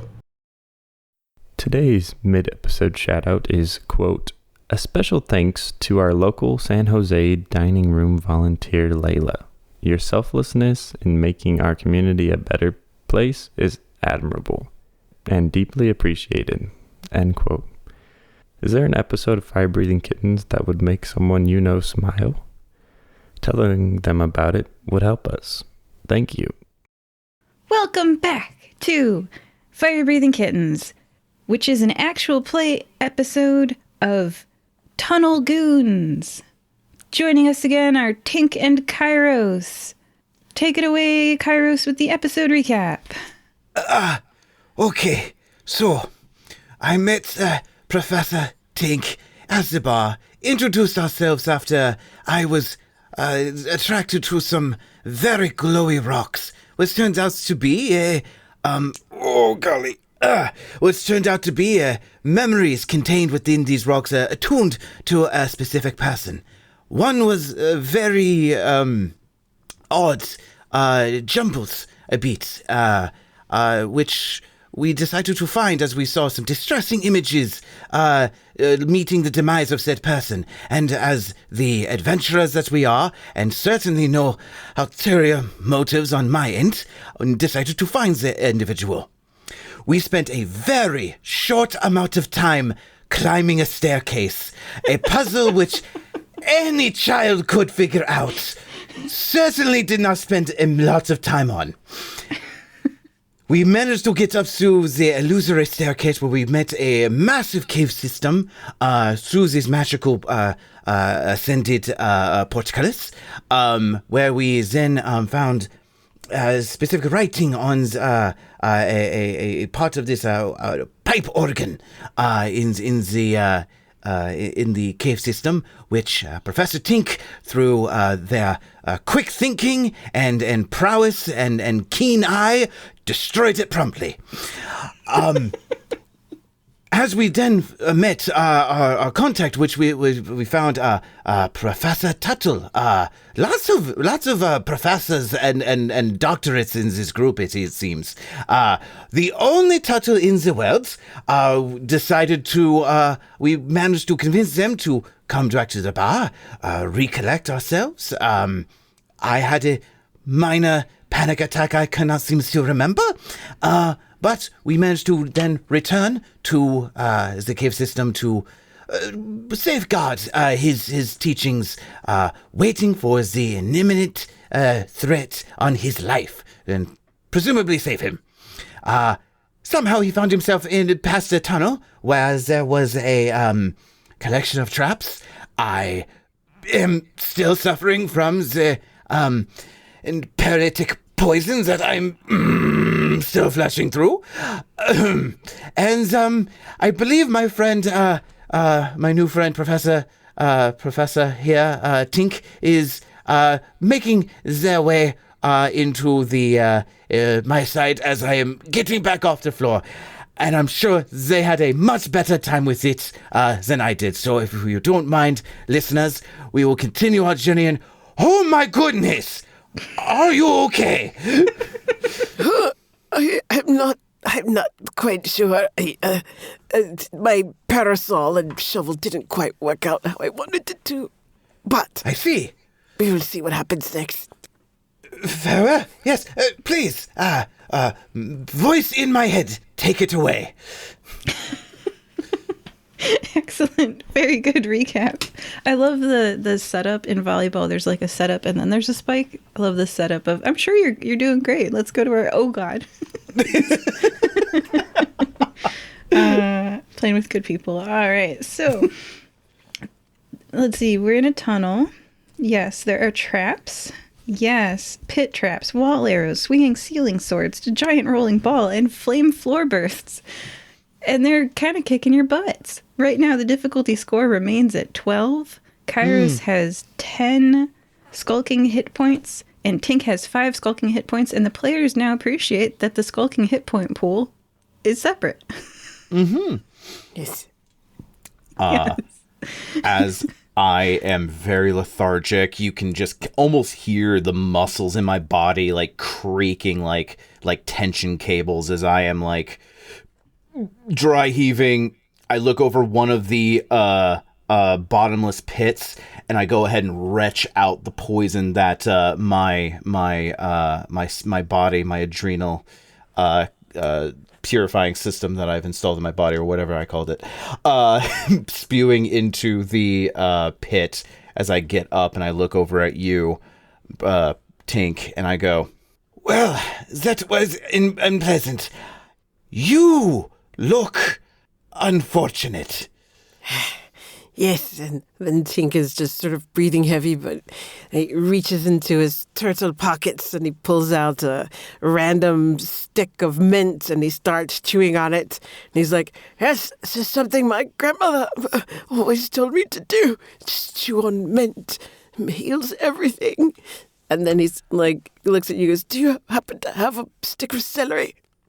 And then he's still just trying to figure out what is going on, what happened. He's just all over the place. Doesn't know his shell from his foot. Quick question to our Overlord GM here. Healing in Tunnel Goons, not a thing, correct? It says when you sleep the night in a safe place, you go and recover your hit points. The only reason why I ask is because I have mutagen serum on me that I use that is assigned to my genetic code that I am possibly in a really rough spot might try to use that to save my companion if necessary, if that's possible. Also may have disastrous results. Mechanically, it's not a healing option, but you can use that to lower the score difficulty, right? So like if you've got a 5 on the dice plus a 1 on the dice plus your item. Gotcha. So, yeah. Okay. Good to know. All right. Yep. Then with that, I'm going to look at you. I am fairly unmarred as I'm pulling out some of the darts that are in my body, but I look at you, who is a resembling turtle soup, and I will look at the rest of the challenges before us and you could just see the shoulders slacken a little bit in Kairos, and just kind of looks at you and goes, if you want to wait here for a second, I'm going to try to get rid of some of the rougher patches for you, if you don't mind. And that would be wonderful. Do you need the shovel? I could let you borrow my gladly. shovel. All right. I grab onto the shovel and pause for a moment, realizing the importance, the significance of this shovel. Professor Tink has done nothing but talk about this shovel. This is clearly a prized heirloom, something that was given to them, and I will not let them down. I take the shovel in my left hand. And your inventory score is at 8 because you gave away your rock. That worked perfect. Did. Shovel. With shovel in my left hand, I fish around in a tattered messenger bag that is, from your perspective, Professor, a collection of just hodgepodge different clothes of misaligned and unidentifiable cloths. And in there you hear clinking of glass vials. And I pull out one of just an odd, what looks to be like a lava lamp in a miniature form, just different globules of red suspended in bits of translucent green. And on my person, I pull down my shirt, twist a knob on it, and I inject into the port on my chest this mutagen serum liquid. And I just let that sit there as I start to seize up a little bit. And I go, wish me luck. And wish you luck. I'm going to barrel through using the shovel as a way to like bat away any sort of projectiles, the mutagen serum to bolster my abilities, and I'm going to try and wrap around the cloak as like a makeshift padded shawl that tries to protect my head from as much as possibly that I can. Creators of Tunnel Goons, did you think players were going to use 3 items? They should have if they realized that I have a 0 in Skulker. Hey, I want to see you guys live, not die, so I am a fan. Good job. Alrighty. But yeah, I'm going to barrel through, and half of the reason why my face is covered with the cloak is I don't want you to see what happens to it. Aha. Interesting. Those flash of ulterior motive eyes as my face is covered. It's almost like he's just a different person. Meanwhile, Tink is like, I should have brought a glass of that milk. Ha! So, I rolled a 2. Oh, no. Plus my serum, plus my cloak, plus that shovel. Solid 5. Ka-chow. 12 minus 5 is 7.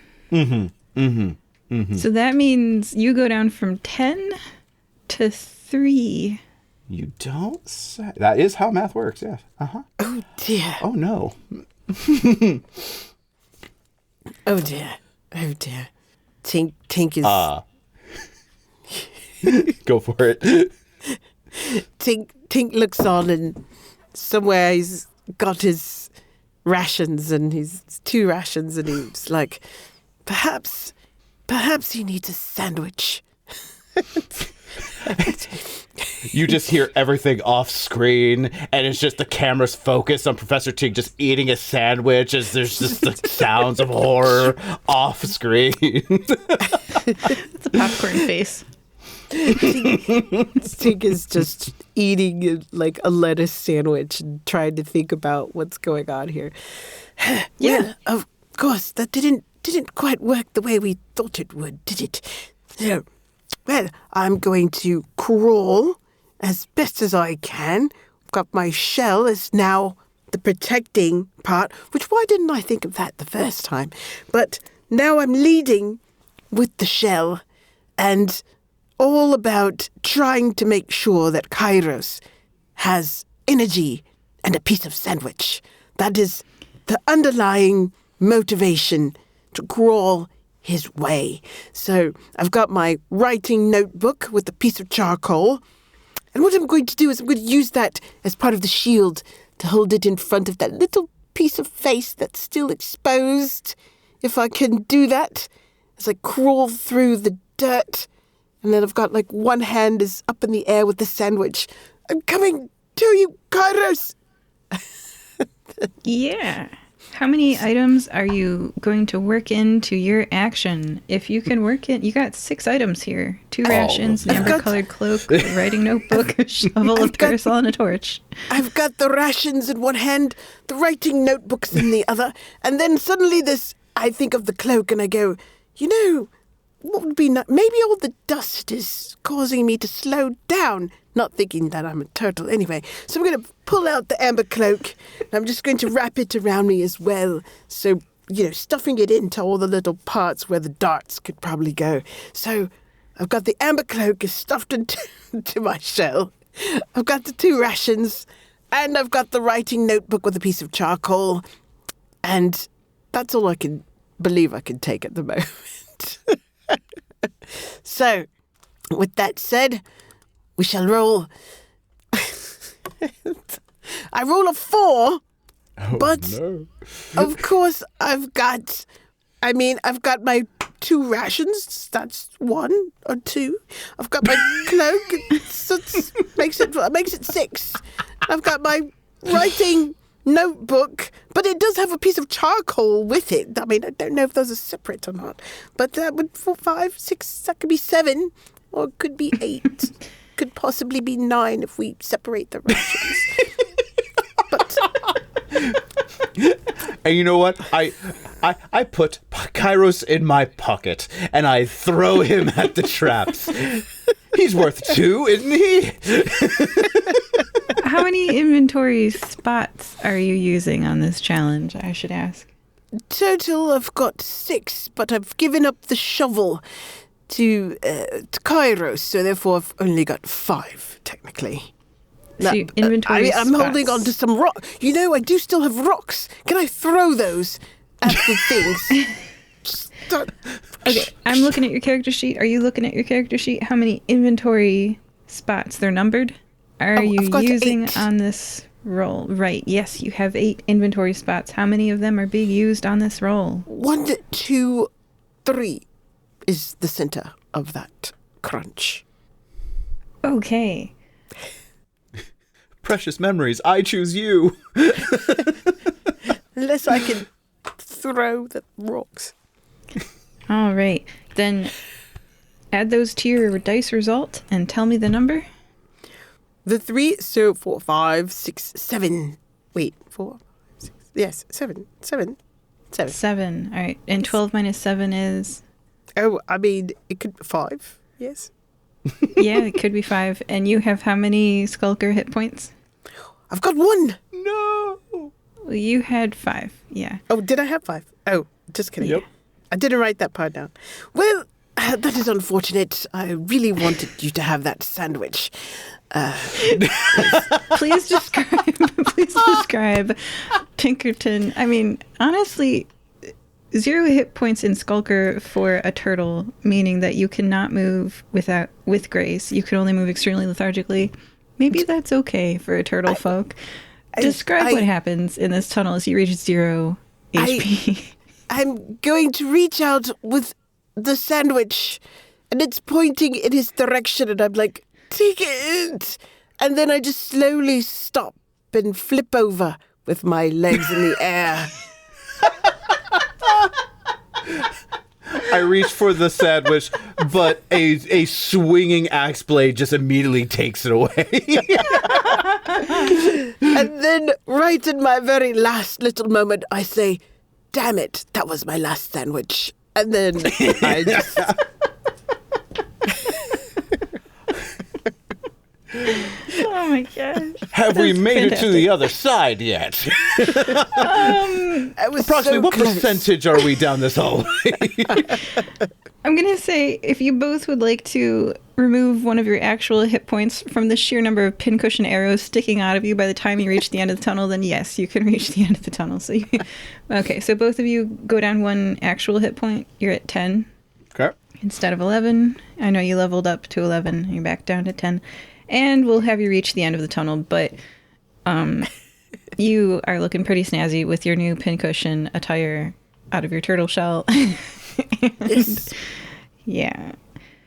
End of the tunnel. There's writing on the wall at the end of the tunnel, written in that ancient turtle folk script. There is also a shelf in the wall and a scroll in the shelf. Oh, shall we read it?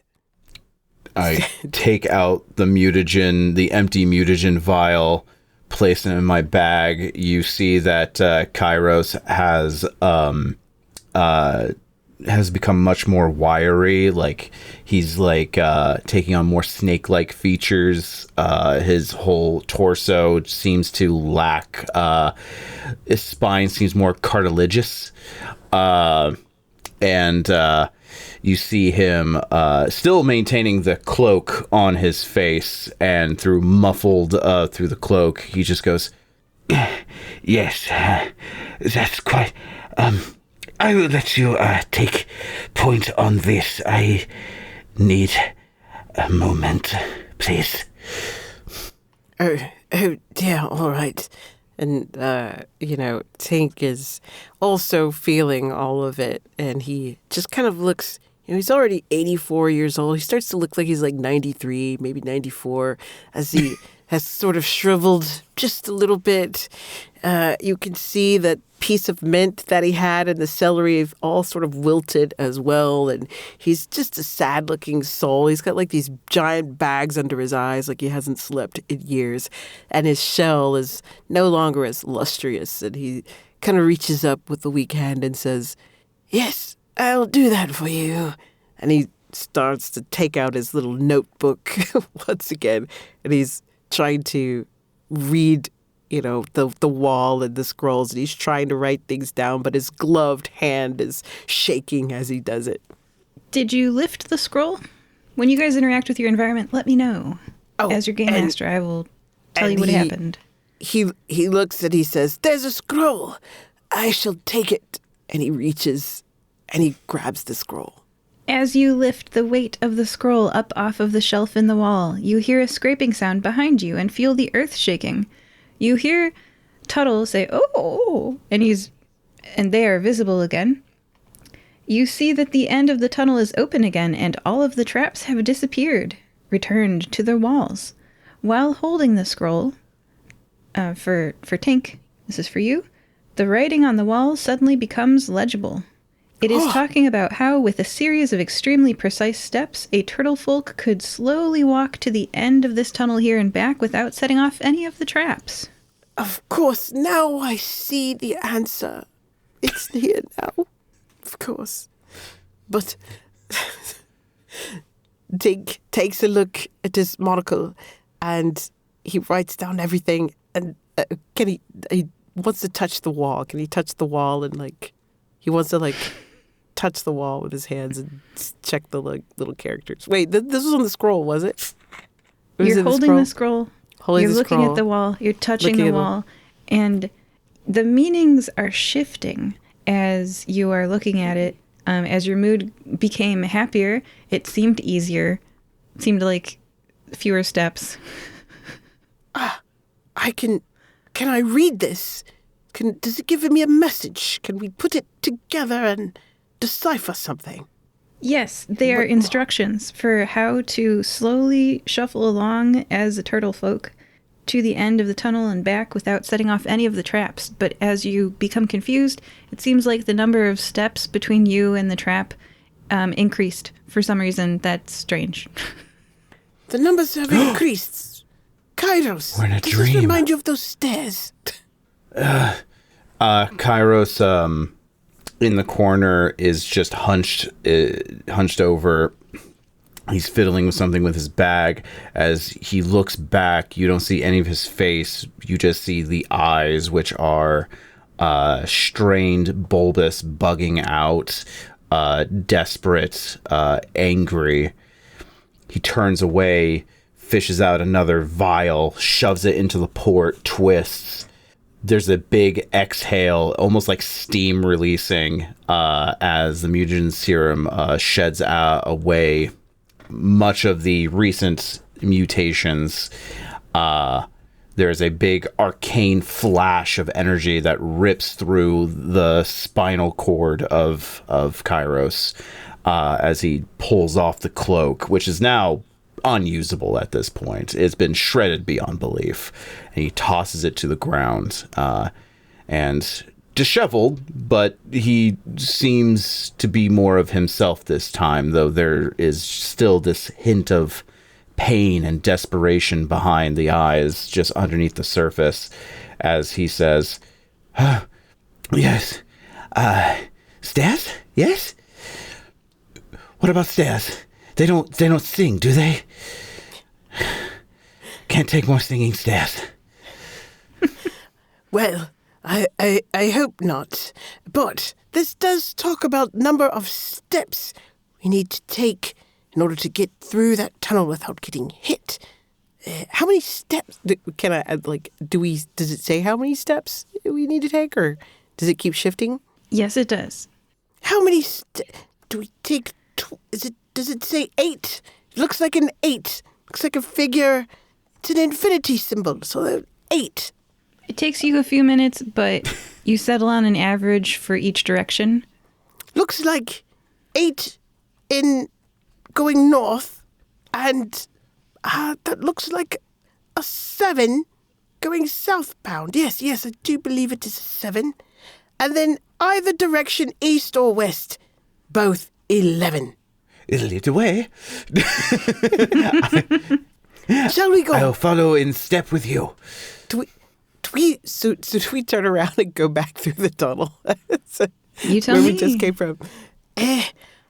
Well, I'm pretty sure that this is correct. So, based on our directions, I believe we're going back southward. So we're going to need to go 7 paces that way.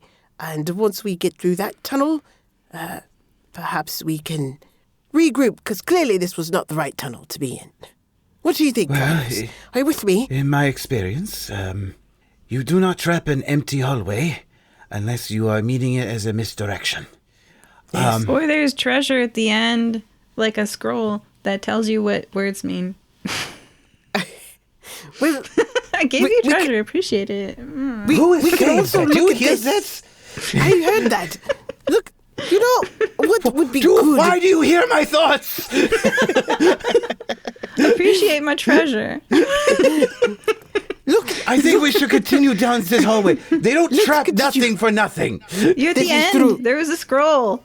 There's a scroll. It told us 7, but look, it's got treasure as well. Let's. Shall we? Scroll is treasure. It let you read the wall.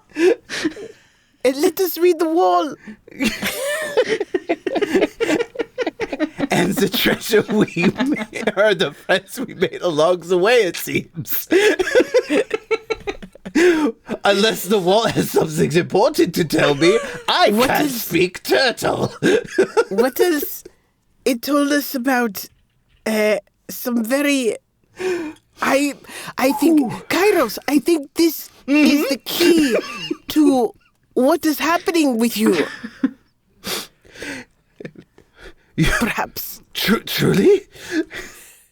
Well, it's we have deciphered it.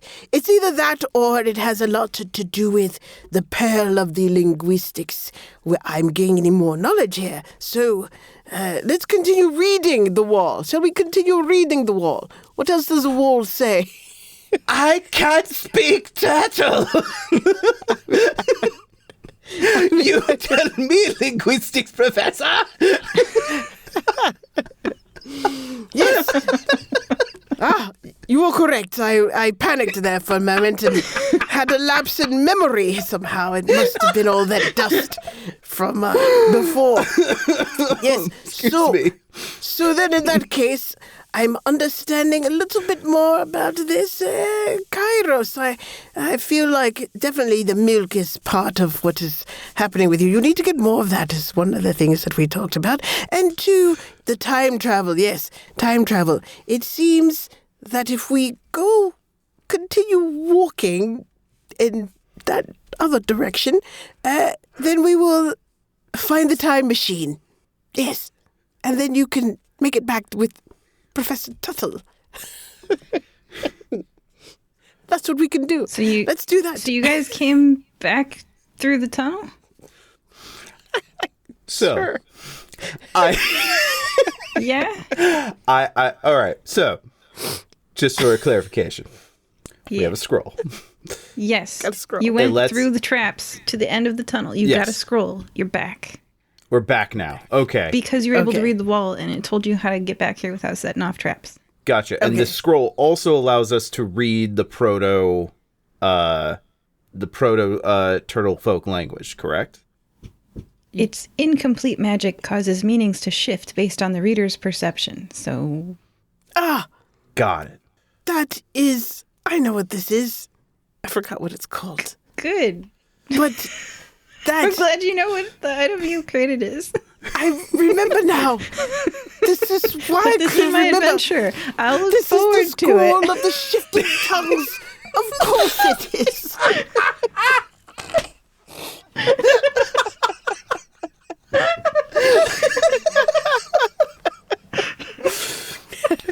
Brilliant, brilliant, Professor Tink. Yeah. How did you ever deduce this? All of the poison was still going through my veins, but now that it is out, because I've That had... makes sense. That makes sense. Yes. Now that I've had it, I can understand now. It is the scroll of the shifting tongues. And of course, this must be the ancient tomb. I understand, so... It cannot be trusted, by the way, to convey absolute truth, only interpretation. So, with that said, this is nothing more than a dear relic, my friends, and we shall return back to the other side of the tunnel. And maybe the Excellent. 7 You're in the and central. 8. You're in the central chamber. You've got tunnels 2, 4, and 5 to get through, and then pick 2, 4, or 5. Let's do this. Come on. Professor Tink, Tuttle, what do you think? I You are think the experts in this field, after all. You guys should go in tunnels 2, 4, or 5 next. And we only have an hour left, so you should probably do one of those. Two it is. 2 it is. 2, and then 4, then 5. Perfect. Fantastic. Okay. This tunnel has ancient turtle folk writing on the left wall and a picture on the right wall. Professor Tinkerton Shellton. I was going to say, can you tell us a bit more about what you know about ancient languages? But instead I'll say you're holding a scroll of shifting tongues. All right. Which wall do you look at? The left or the right? I'm going to look left first, because that's usually how it works. Read from left. Looking at the left wall. In the middle of the wall is a picture of a turtle's front foot, toes splayed. Around that image there are more than 100 words. Here are 5 of the words. They are, and you can write this down. Here we go. Ready? I open my notebook. I-N-I-L-I-K is the first word. Inilik. Of course. Inilik. T-A-L-L-I-K-A. Talika. Talika. I-L-L-A-K. But repeat that once again. I-L-L. I-L-L-A-K. Iraq. Just 2 more. Second to last one. A-L-K-A. Like the seltzer. Alka-Seltzer. Alka. And then the last one is A-L-K-A-T-U-N-U. It's another puzzle for them. But thankfully, you're holding the scroll of shifting tongues, which instantly solves the puzzle. Thank God. Yes, let's use it. Tink says. Yes, you consult the scroll of shifting tongues. Inalik means, may we go. Yes, Talika means, you all must not go. yes, Ilak means, it is going. Alka means, go to a group. yes. Alkatanu means, you are gone. Looking at the entire wall, every word has a varying number of letters, but is some temporal conjugation of a verb. In the middle of the wall is a picture of a turtle's front foot, toes splayed. And then your tag-along NPC goes, whoa, curious. I wonder what these words mean. Whoa, what a fantastic scroll. It's a great scroll. So we've consulted the scroll. May we go? And we're looking at this wonderful turtle with his toes spread. I guess the big question is he... Oh, how many toes does a turtle have anyway? 5 on the fingers and 4 on the toes. I had to look this up. 5, 4 on the toes. Clearly, that is go. So the turtle is telling us to go in a particular direction. Which way is his foot pointing? Have you ever seen them, like, blow paint on their hands in a cave, and then you see, like, the outline of a hand? Mm-hmm. That's what this is. It's the outline of a turtle hand on a wall, like a cave painting, like the ancient European cave paintings where they, like, blew red dust on their hand, and then, like, around their hand, the silhouette or whatever of a hand in red dust is on the wall. So that's on the wall. Is there any other drawings around it that we can see? Or is that the other one? No, it's a hand blowing of a turtle paw. Okay. It's not a drawing. Oh. Like the outline, the negative of a hand with like red dust around it. Mm-hmm. I can bring up a picture. If you guys have never... Hold on. I got a picture. No, I Cave hand, I see it. but it's a turtle paw. Yeah. Okay. Here's a picture because I'm not describing this super great. All right. The cave hand. Yes. Yeah, but it's a turtle paw. You recognize it because you have one. Looks like your hand. Looks like my hand. Maybe I will put my hand into it and press down to see if there's some sort of trigger. Maybe it opens since... It's just art. Ah, It's just art. not a secret dial of any sort. Okay. Fantastic. You both seem quite deep in thought. Any idea where we should go next? Okay, well, there's a right wall.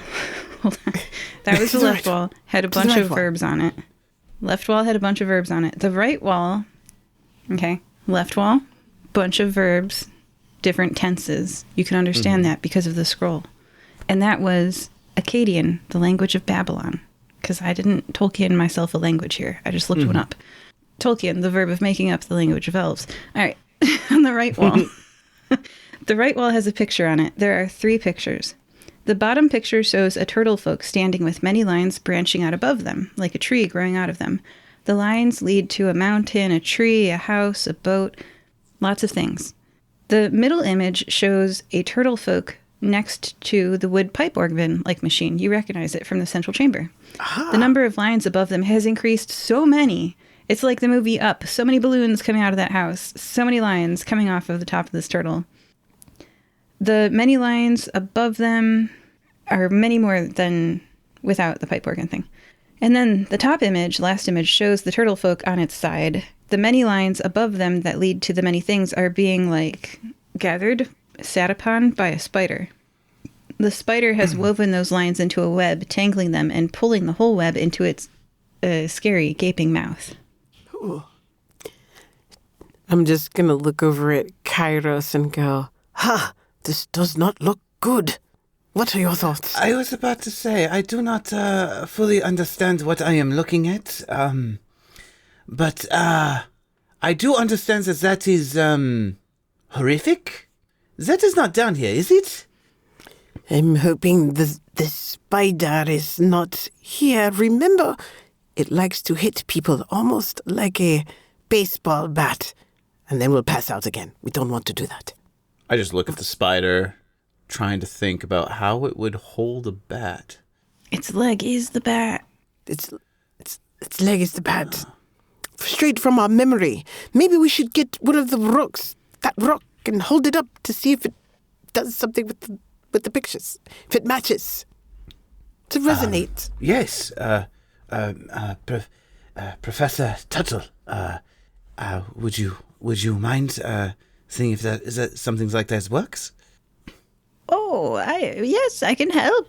Oh, this room isn't the room that the spider attacked me in, right? So it's okay if I stay here and stare at this wall, right? Well, Okay. we could leave you here as we hunt down for this monstrosity. Yes. Do we want to fight this monstrosity? Well, I'll stay here. You've really made a very convincing point. All right. All right, then. I'm going to study the wall. But you know what? Because you guys are letting me study this, I'm sure I'll have a solution for you for what it means if you come back for me. That's great. Perfect. Okay, bye. Go Okay. kill the spider for me. Then Definitely feel like off to- we've overstayed our welcome of some kind. I should have offered him one of those rations. Perhaps a wonderful lettuce sandwich would have been different. He kicks you out of tunnel 2, but he's going to solve that puzzle for you. Oh, perfect. Then off to tunnel. Would you like 4 or 5? Shall we? Where shall we go this go round? I look down 5, because why not? Of course. Let's go. Tunnel 5. All right. Your GM is very happy. Players. Tunnel 5. Tunnel 5 it is. Yay. It's weird. I look down 4 and there's a cave in. I guess we have to go down 5. Tunnel 5. This tunnel seems empty. You can't see the end of it. How far do you walk down it? Well, can I bring out my torch? I still have that. I'm Yes. going to let you get. You can cover the light this time unless we get separated. I don't want to do that again. I can lend you the parasol once again. You can hold on to it so we don't get. Never Well, mind. you have a We'll just keep you have a going. light source. Yes. I just don't want to grow out a glowing tube. That is true. Lots of pain for you. Okay, the torch. So he takes out his torch and he's kind of turtling along, like doo, doo, doo, doo, doo, and looking around. What do we For see? Tink, I will give an insight. If you looked at a turtle from overhead, Tunnel 5 is kind of like the left back leg. Huh. Okay. And then for Kairos, there's something behind you. Oh, I turn around. Oh, actually, there's no one there. oh. I stop in my tracks as I kind of just stare down. What I thought I saw, did it cast a shadow? Or what I thought You look again. You see it again. It's not casting a shadow at all. It's piercing eyes, sunken cheekbones, hair slicked back with grease, clothes in rags, body mutated. This man looks like you, but way worse shape. It's like he's underwater, reaching out to you, but not reaching you. And it's gone. As you've walked forward, Tink, you stop hearing Kairos walking. And I turn around and I yell out to you, Kairos, are you still there? Everything okay? There's flashes of memories with Kairos beeping happening on his chest. One of the rooms, so many different attempts, so much drowning ambition pulling him down. Drowning, they say it's like falling asleep, but it's not. It's terrifying. And then he just turns around and there's just eyes are wet as he's just blinking back, and Kairos has forgotten why he's crying And he just wipes away the tears. Oh. I don't know. I think I saw something. Must have been my imagination. And then Shall we continue? Don't mean to hold this up. Tink turns around and he's got his monocle and he looks at you right in the middle of the face, so close, and says, "Ha! Yes. Reminds me to remind you to have that checked out when we're back. I'm pretty sure I can create something for you. I don't know what yet, but I do like to think. Now, shall we come along?" Yes. Yes, I will. I will remind you to remind me about some things that I've already forgotten. Perfect. Sounds wonderful. And we just keep going. Which one of us is the straight man?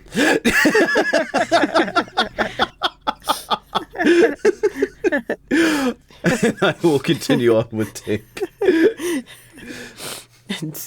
As if from far away, you hear Kairos' voice. You shouldn't be here.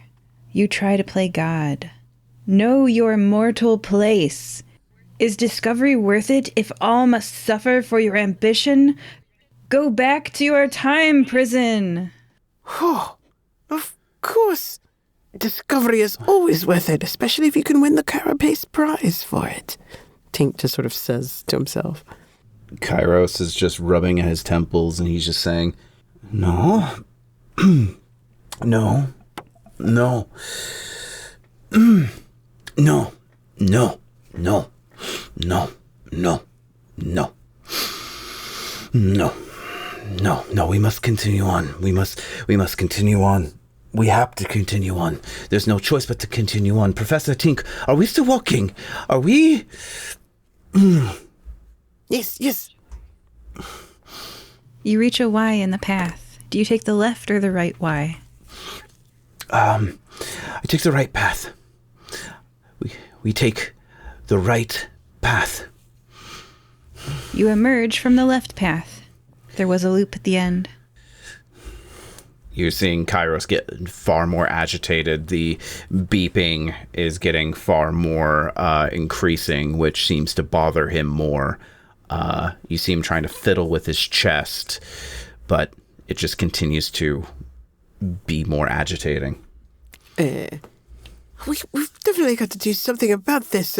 Tink gets concerned, and he takes out the parasol, and he just starts to kind of go, do an umbrella thing, and is trying to create wind and fanning Kairos with it, because he's thinking that, maybe this will work.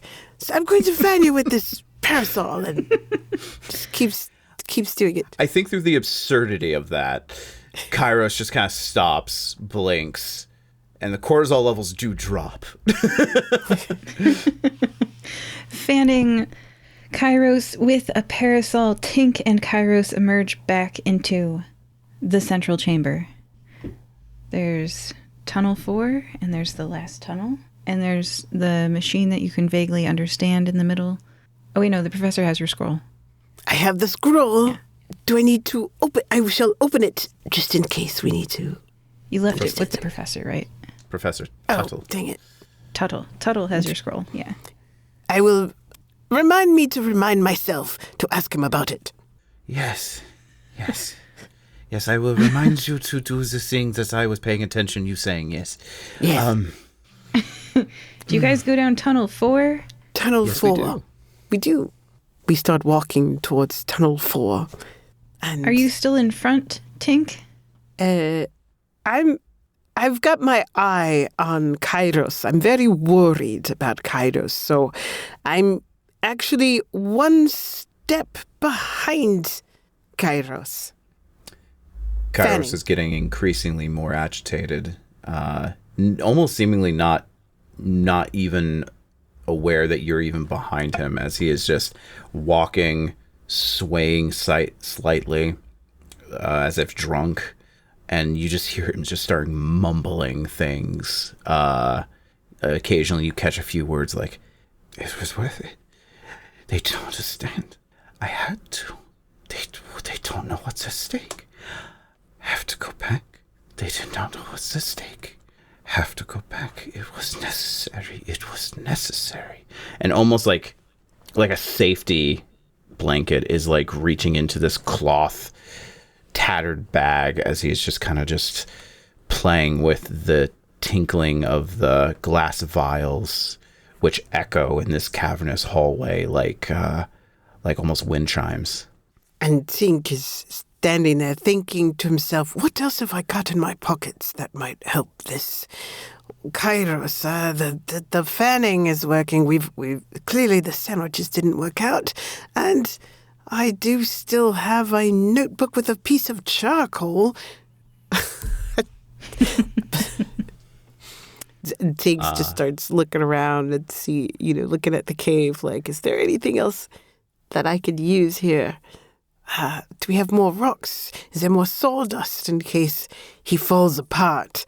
Tink is thinking about, do I have to put him together again? Is he going to spew mutagen all over? What is going on? Tink is worried. And that is what's going through their heads as the person in front walks into a spider web. You've walked into something firm but incredibly sticky that holds you tight so you can't move. As you tug on it, you hear a rustling. A massive spider, as large as you are, emerges from the darkness, and you realize you are trapped upon an incredibly thin and difficult-to-see spiderweb. Without words, you feel its long-held intent to hunt you as a psychic pressure that hurts your head even more than it already did, Kairos. You've been under psychic attack. The spider has been incredibly, incredibly angry at you. For some reason you can't explain, you know without a doubt that it has been mad at you for a long time because you costed a meal far more delicious than its regular meals. A feast with tons of potentials. Your mind struggles to not fracture as you understand what would have made that meal so delicious were all the possibilities it could have taken away. You shake your head to try to clear it, Kairos, but you're not in a great mental state. Everybody, this is a combat. A real, honest-to-goodness, uses your hit points, you might die combat with a difficulty score of 8. As this thing looks battered, bruised, and bloody, dented in its spider carapace. Everybody, combat! Combat. I'll let you go first, Professor Tink. Oh. Well, the first thing that Tink is doing, he's stopping to think before he tinks. He looks around and somehow has that shovel once again and decides, this is the moment that I could really shine with this shovel. And so he's prepared to do whatever, and he wants to lunge at this giant spider. Yeah, let's see that roll. Do it! Right. Throw the roll. Slay the spider. The spider roll. Oh no. And Tink gets a wonderful 3 out of the roll, plus the 1 for the wonderful shovel. And then does it count about the, my brute is 1, so makes it 5. Is that right? Yeah. Oh, that's about the worst you can get on 2d6s. I want you to explain why the spider gets you trapped in the web too. How did this happen? I'm gonna take an environmental change as the consequence for this roll, and then you know that 5 is 3 away from 8, so you go down from 10 to 7 hit points. Oh, well, so as I try to swing the shovel, unfortunately I slip on a piece of that lettuce that I had in the sandwich earlier, and I tumble right into this web. And I go, oh, of course! Almost spilling my monocle. I pick it back up frantically, put it back in my eye, and I get a good look at the spider and say, oh dear, this is going to be harder than we thought. That's where I'm at. Again, throwing wrenches and monkeys, am I getting the sense that this thing consumes sentience, intelligence, as psychically attacking people to feast on their psychic thoughts, energies? It's more like its very presence is an anathema to, like, you're its prey and you know that. And there's, like, how mice feel when they look at a cat, right? Like, there's nothing you can tell the mouse to be like, it's okay, this cat won't hurt you. Because the mouse is like, 100%, I know that I'm in danger, you know? Like, Got it. you are the mouse, and this is the spider that is the cat. You also saw a picture. You know what it does eat? Mm-hmm. What was it putting in its mouth in the previous cave? Possibilities. I guess my question is it basically invading my thoughts? You're just a mouse. I see. It's an overwhelming presence. To be aware of what is around you is to be aware of it. I see. Gotcha. Okay. Then I will go ahead, trying to free myself from the webs. I will go ahead and try to rip away the webbing around me naturally as my arms, both of them, shift open, breaking apart in an attempt to break open the webs in the at the same time as I release my crustacean bone-like claws. The problem is like I cannot justify using any of my items because I'm in a web. I'm stuck. Oh, that's true. I can't reach anything. 'Cause otherwise, I'd be using more serums. But in this case, it's just going to be pure brute strength of me just trying to circumvent the webs using my physiology. I think it Is the attempt. Oh, God. Oh, that's good. Okay, that's a 12. That's max. I crit. Or excellent. Tunnel Goons version of critting. Woohoo! You did it. That's great. Okay, so 12 minus 8 is 4. So it reduces the difficulty from 8 to 4. Because 8 minus 4 equals 4. In my escape, I shred through the webs as the physical release of my bone claws shred through, snipping through, and I immediately, making calculations in my head, swipe out at a crucial tether of the webbing to imbalance the creature and have its crushing weight fall to the ground in a heap. Nice. Tinkerton! Aha! So, I've decided I'm going to burn it down. Yeah. Kill it with fire. I say, kill it with fire.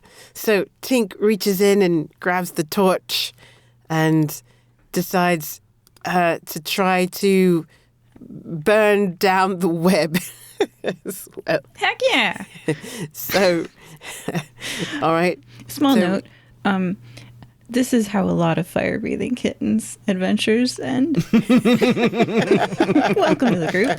With fire. You fit right in. Kill it with fire. So we shall find out if we, in fact, kill it with fire. And Tink rolls, yes, a 3 and a 5, Ooh. making that an 8. And then with the torch, makes that a 9. And then Yay! we count the brute. Do we still count brute again? Yes. Making it one more, making it to 10. Is that correct? Woo! 10 yeah. minus 4 is 6. 4 depleted by 6 goes down to 0. Woo! You guys won. Destroy Yes, we've destroyed it. And Tink is going to wipe the sweat from his brow and adjust the monocle and say, "Phew, that was really, really hot." He's got nothing. That's what he says. Kairos walks over to... Is there still semblance of life? Is the lights dying out of the eyes? Is it still hanging on to a thread? It's not dead. You've destroyed the web. So, I will narrate. The web burned. The spider's trap destroyed. Without words, you feel its continued intent to hunt you as a psychic pressure that hurts your head. For some reason you can't explain, you feel its plan. I think it doesn't care whether or not you can tell what its plan is, because you can see what it's thinking, and an image of your familiar New Inthera Community College library stacks comes to mind. It will go there last month and wait for you there, fire-breathing kittens, where it can hunt you each alone. In the library stacks, the books last month will absorb sound, and all alone to retrieve a book, no one will have heard you scream. I love verb tenses. With a smack of air meeting itself, the spider is gone. Oh, well, What shall we do next, then, Kairos? I'm just staring at where it disappeared, scuttled away. And I just, under my breath, just so, I have seen worse. Then Tink just kind of agrees and shakes his head and randomly pulls out another sandwich and begins to eat and says, I agree, as have I. Shall we go and get some more of that milk drink? Yeah, we should probably,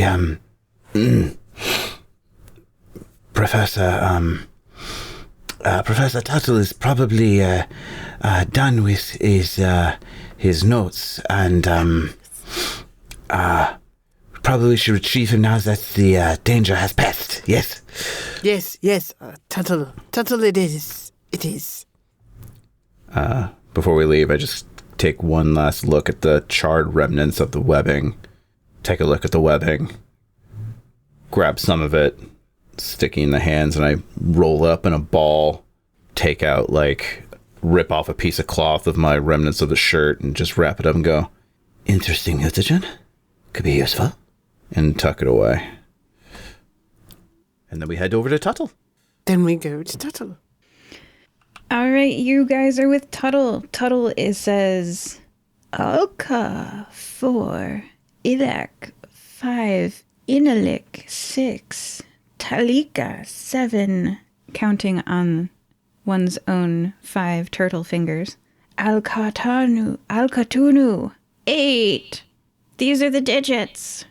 These are the digits. Oh. Digits. Digits. Just waving his fingers at you and cackling. Digits. Digits. Tunnel madness happens to the best of us. Digits. Digits. Tell us more about the digits. Does he still have the scroll? Doug's Yeah, scroll. he hands that back to you. He says, I don't need this. What have you found? I heard you say, Alka. So, go. And then you said, Inalik. And then Talika was 7. So, well, you just count how many letters are in a word. And this is the number. This is a number on the wall. Oh. So, Ilak. 5, right? Yes. This is the universal expansion constant to 150 decimal places. To 150 digits. That's a lot. So is this arcane magic or scientific in its transportation on the linear timeline? I suppose scientific. You would have to know how many digits the universal expansion constant is to be able to... And then he do you remember the paragraph he said earlier where he was rattling off about how it worked? Yes. Yeah. So, how did you guys do? We chased off a semi-eight-legged monstrosity that promised us doom and destruction and death. Oh. And we survived it. Oh, perfect. So there's no reason not to explore the last tunnel. The last tunnel. Is that you, Professor Tuttle, saying that? Or is that God? I was trying to be subtle about it. I agree. Let's go back to the bar. But wait, there's more? What? Yes, if you look at the whole cave complex from above, it's basically it's a turtle with a head, 2 front arms, 2 back legs, and a tail. You guys, Yes. I've never been in that last tunnel, and you say you've killed the spider, so let's go. Let's go. Then Oh, and then Tink looks over at Kairos and says, "So that piece of web you got, do you know how to weave it to be bigger? We might need to use it." I grabbed a sizable sample, if certainly can share the spoils. Quite indeed, yes. Please, let's discuss it over watered-down warm milk. I'll have a lettuce. I'll have a lettuce drink. And I share. I give a ball of webbing to Professor Tink to tinker with. Let me think with that. What will I call it? Ball of spider goo. Not spider goo. Spider web. Sorry. Shall I place it into my inventory? Spiderweb ball. Sticky spiderweb ball. No better place for it, I suppose. Yes. All right. We head back to the bar. And back to the bar. Okay, you guys aren't going in the last tunnel? Oh, And sure. when we're on our way to the bar, we take a wrong turn and we head down the last tunnel. Exactly. Okay. All right. So you guys are pretty sure that you killed the spider, like whatever, it's gone. Don't know why it was so mad at you. It's strange. And then this Tuttle person has their digits that they were looking for. That's great. Kairos, they've written it down for you on a paper as well as like another note that they say they're going to put in your pocket this morning. Perfect. Fantastic. And you guys are all cocky. You're like, I'm holding the scroll. I can read the words on the, and you can, by the way, Tink, you can read all the words on this wooden time machine that has no power. And so you take a wrong turn, you walk through the last tunnel. You enter this tunnel. It's subtly familiar to the listeners, if not your characters. The listeners have seen this before. It's, you guys are in front, and there's Tink in front, and then Kairos, and then behind Kairos is Tuttle Shellsworth. You guys are both glancing over your shoulder because, like, it seems really familiar. When as you look behind your shoulder, Tuttle Shellsworth is standing there in the dark cave. They don't have a light source because, of course, this is how it always was meant to happen. Tink, you're holding your torch. And the darkness behind the turtle folk is inky opaque. There's a glint of many large eyes, and a spider larger than the turtle folk is behind them. Tuttle doesn't see the spider. A spider leg the thickness of a club swings out at the turtle folk's head level. I will instinctually rush forward to pull up bone claws and see if I can tank the hit, if possible. Tink, what do you do? Tink looks around and says, "It's just like the stone. Duck, Tuttle, duck." Fantastic. We've got somebody yelled duck and somebody's rushing forward to try to tank the hit. You guys are such heroes with good memories. All right, so I'm going to read this right now because this is the failure case that you don't have to see because the adventure outcome depends on what you did earlier. You guys passed your erudite challenge. It was very difficult. It was a difficulty of a 12, and you know how hard that is. Here's what would have happened most of the time, but you guys were awesome, so this isn't what's happening to you. So in this parallel reality, what would have happened is Tuttle Shellsworth, if you failed the erudite challenge, looks you in the eye, and there's a moment of doubt. They don't believe you. They don't duck. They start to turn around to see for themselves what it is behind them. But it is too late. The spider's leg clobbers them. Their head bashes into the cave wall. The turtle folk slides down the wall slowly, twitching slightly, and that was their demise. They died. But that didn't happen because you beat the 12 difficulty challenge. Tuttle looks you in the eye, and there's trust there. They know you. You took them to the bar. You had a drink with Tuttle. They believe you without a moment's hesitation, not even for a moment. The spider's club leg swings through the air where Tuttle's head used to be, pop, right back down into the shell.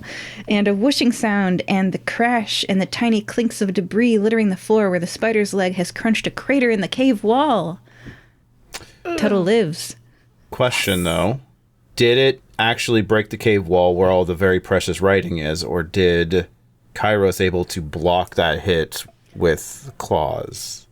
Kairos, you rush in and you insert yourself between the club, the baseball bat. Oh my gosh, the baseball bat like arm.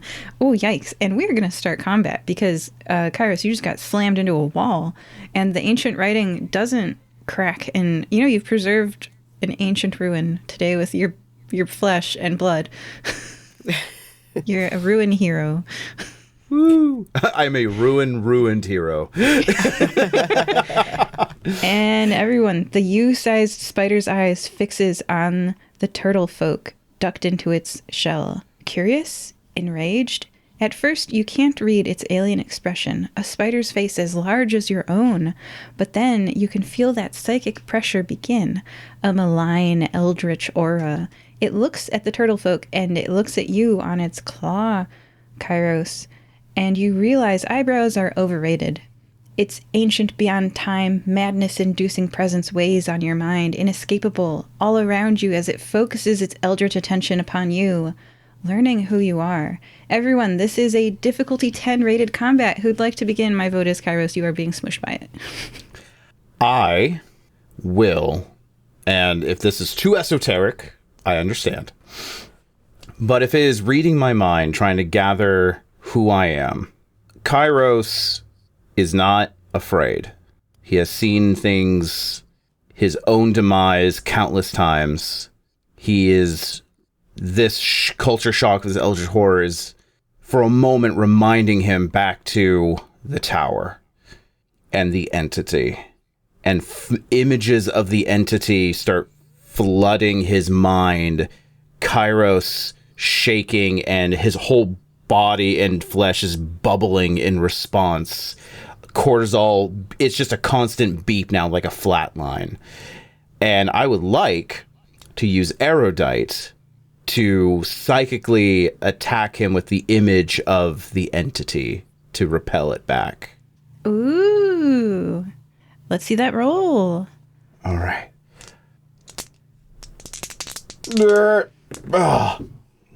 That's a 10 plus 3. So that is 13. 13 minus the difficulty score of 10 is 3. The difficulty score decreases down to 7 as the spider flinches. The spider finds you to be interfering in its meal and concerning that you're showing it these images of the entity. It has genuine flinch. Like in some games, there's like a stun, like counter hovers over the boss and the boss did not move. Like it flinched. It didn't attack you back. There's just a Cheshire manic smile on Kairos' face where he just goes, I've seen scarier than you. And the cosmic entity flinches. Tink! It's a good thing you said duck. It's a good thing I said duck. Tink wants to grab Tuttle by his little feet that are still, poking up, and he just sort of flings the Tuttle out of the way on his back, so this turtle just goes spinning down the way. And then like a Mario Kart shell. Yes. And then he's been watching everything that's happened here. And he says, I need to snap him out of it. How will I get that? Let me think before I think. Aha! And then he grabs his amber cloak, and he starts to, wrap it like this because he's going to do a towel, a frat bro towel snap at the head of the spider to snap them both out of it. And if I can use 2 pieces from my inventory, then he's going to wrap that towel with the charcoal from his notebook, so it's like the soap. You know what I mean? Like it's like that. Yeah, I see it. That's what he wants to do, and he wants to bash the spider or come as close to the spider as possible to, get him away from Kairos, so that it, something like that. So. Yeah, let's see that roll. All right, let's do that roll. We've got 6 and a 3. 6, 7, 8. That makes it 9. And then I've got 2 items. 9, 10, and an 11. And then my, what are we using? Brute makes it 12. 12 is crazy strong. Oh my goodness. 12 minus 7 5 is 5. 7 minus 5 is 2. This, you ever heard the phrase shock and awe? Because this spider is hearing it now from you guys. Finish it. Let's see one more. Finish him. And then Tink looks over to Kairos and goes, finish him. Kairos now off onto his knees as he's been fought back by the towel smack of charcoal into the eyes of the creature as it falls back. Kairos taking one other mutagen from his bag, putting it into the port as Kairos's crustacean bone claws burst out and then burst out again, almost like building on top of bone off of bone, creating these like windmill commas that are on hinges, and with these like dead space, like necrofiend bone scythes just leap onto the creature's head and attempts to, with the webbing that he just got, pierce its eyes to obscure its vision further, using 2 items. Fun fact about spiders, they are not immune to their own webs. Oh.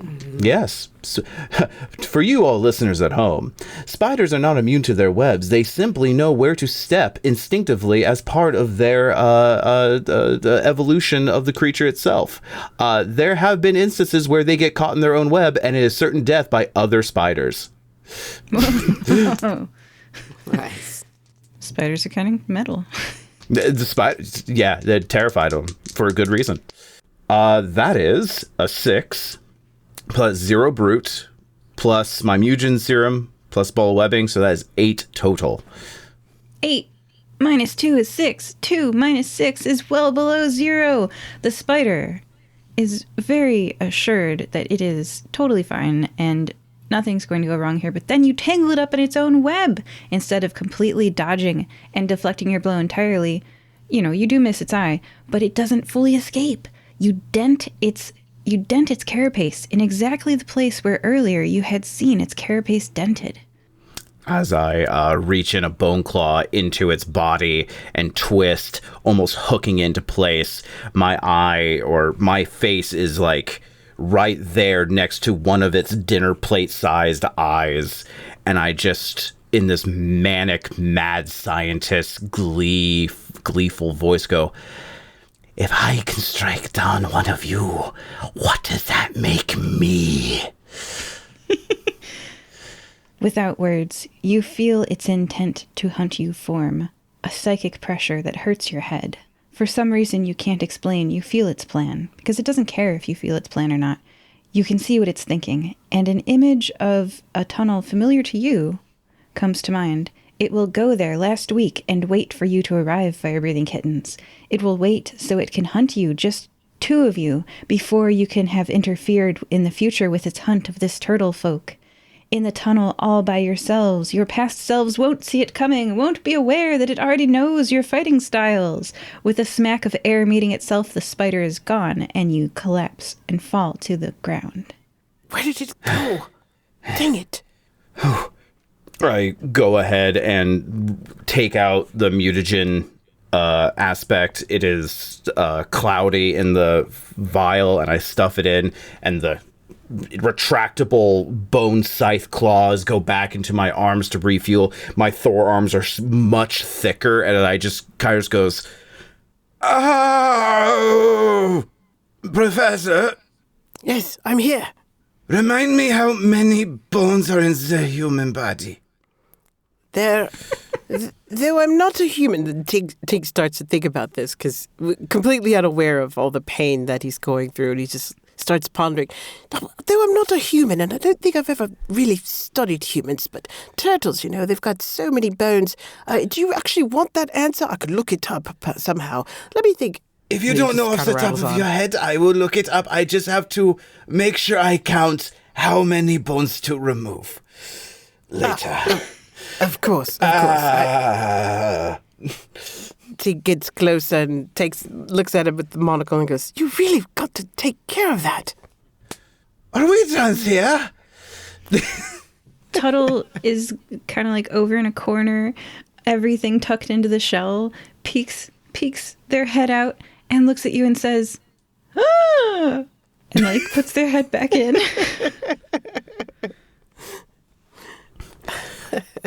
Oh, yeah. Right now, his arms look like Popeye, just with the massive extra bones that are in his forearms. Tuttle sees it's all clear and just shakes your hand up and down. Thank you. Thank you. Thank you. Thank you. Thank you. Your appreciation is very hurtful. We're going to zoom out on this adventure as Tuttle is incredibly grateful. Thanks you for saving their life. You have thoroughly explored this entire cave. Woo! You have retrieved the scroll of shifting tongues, said to be buried within an ancient tomb somewhere in the vast unknown. While it allows any written language to be understood by the reader, its incomplete magic causes meanings to shift based on the reader's perception. As a result, the scroll cannot be trusted to convey absolute truth, only interpretation. Ooh. And lastly, as we zoom out, Muse and Kevin in the very beginning told you about an eldritch spider they faced in New Anthera Community College last month. Was that because of you? It is highly possible at this point. We have more legs than I would like to admit. It's all connected, it's all connected. Joining us on this adventure were Professor Tinkerton Shellton. Hello, and goodbye. And Kairos SabyTass. Goodbye. Professor, please hand those pliers over. This is going to take a while. All right. Goodbye. Goodbye. Goodbye.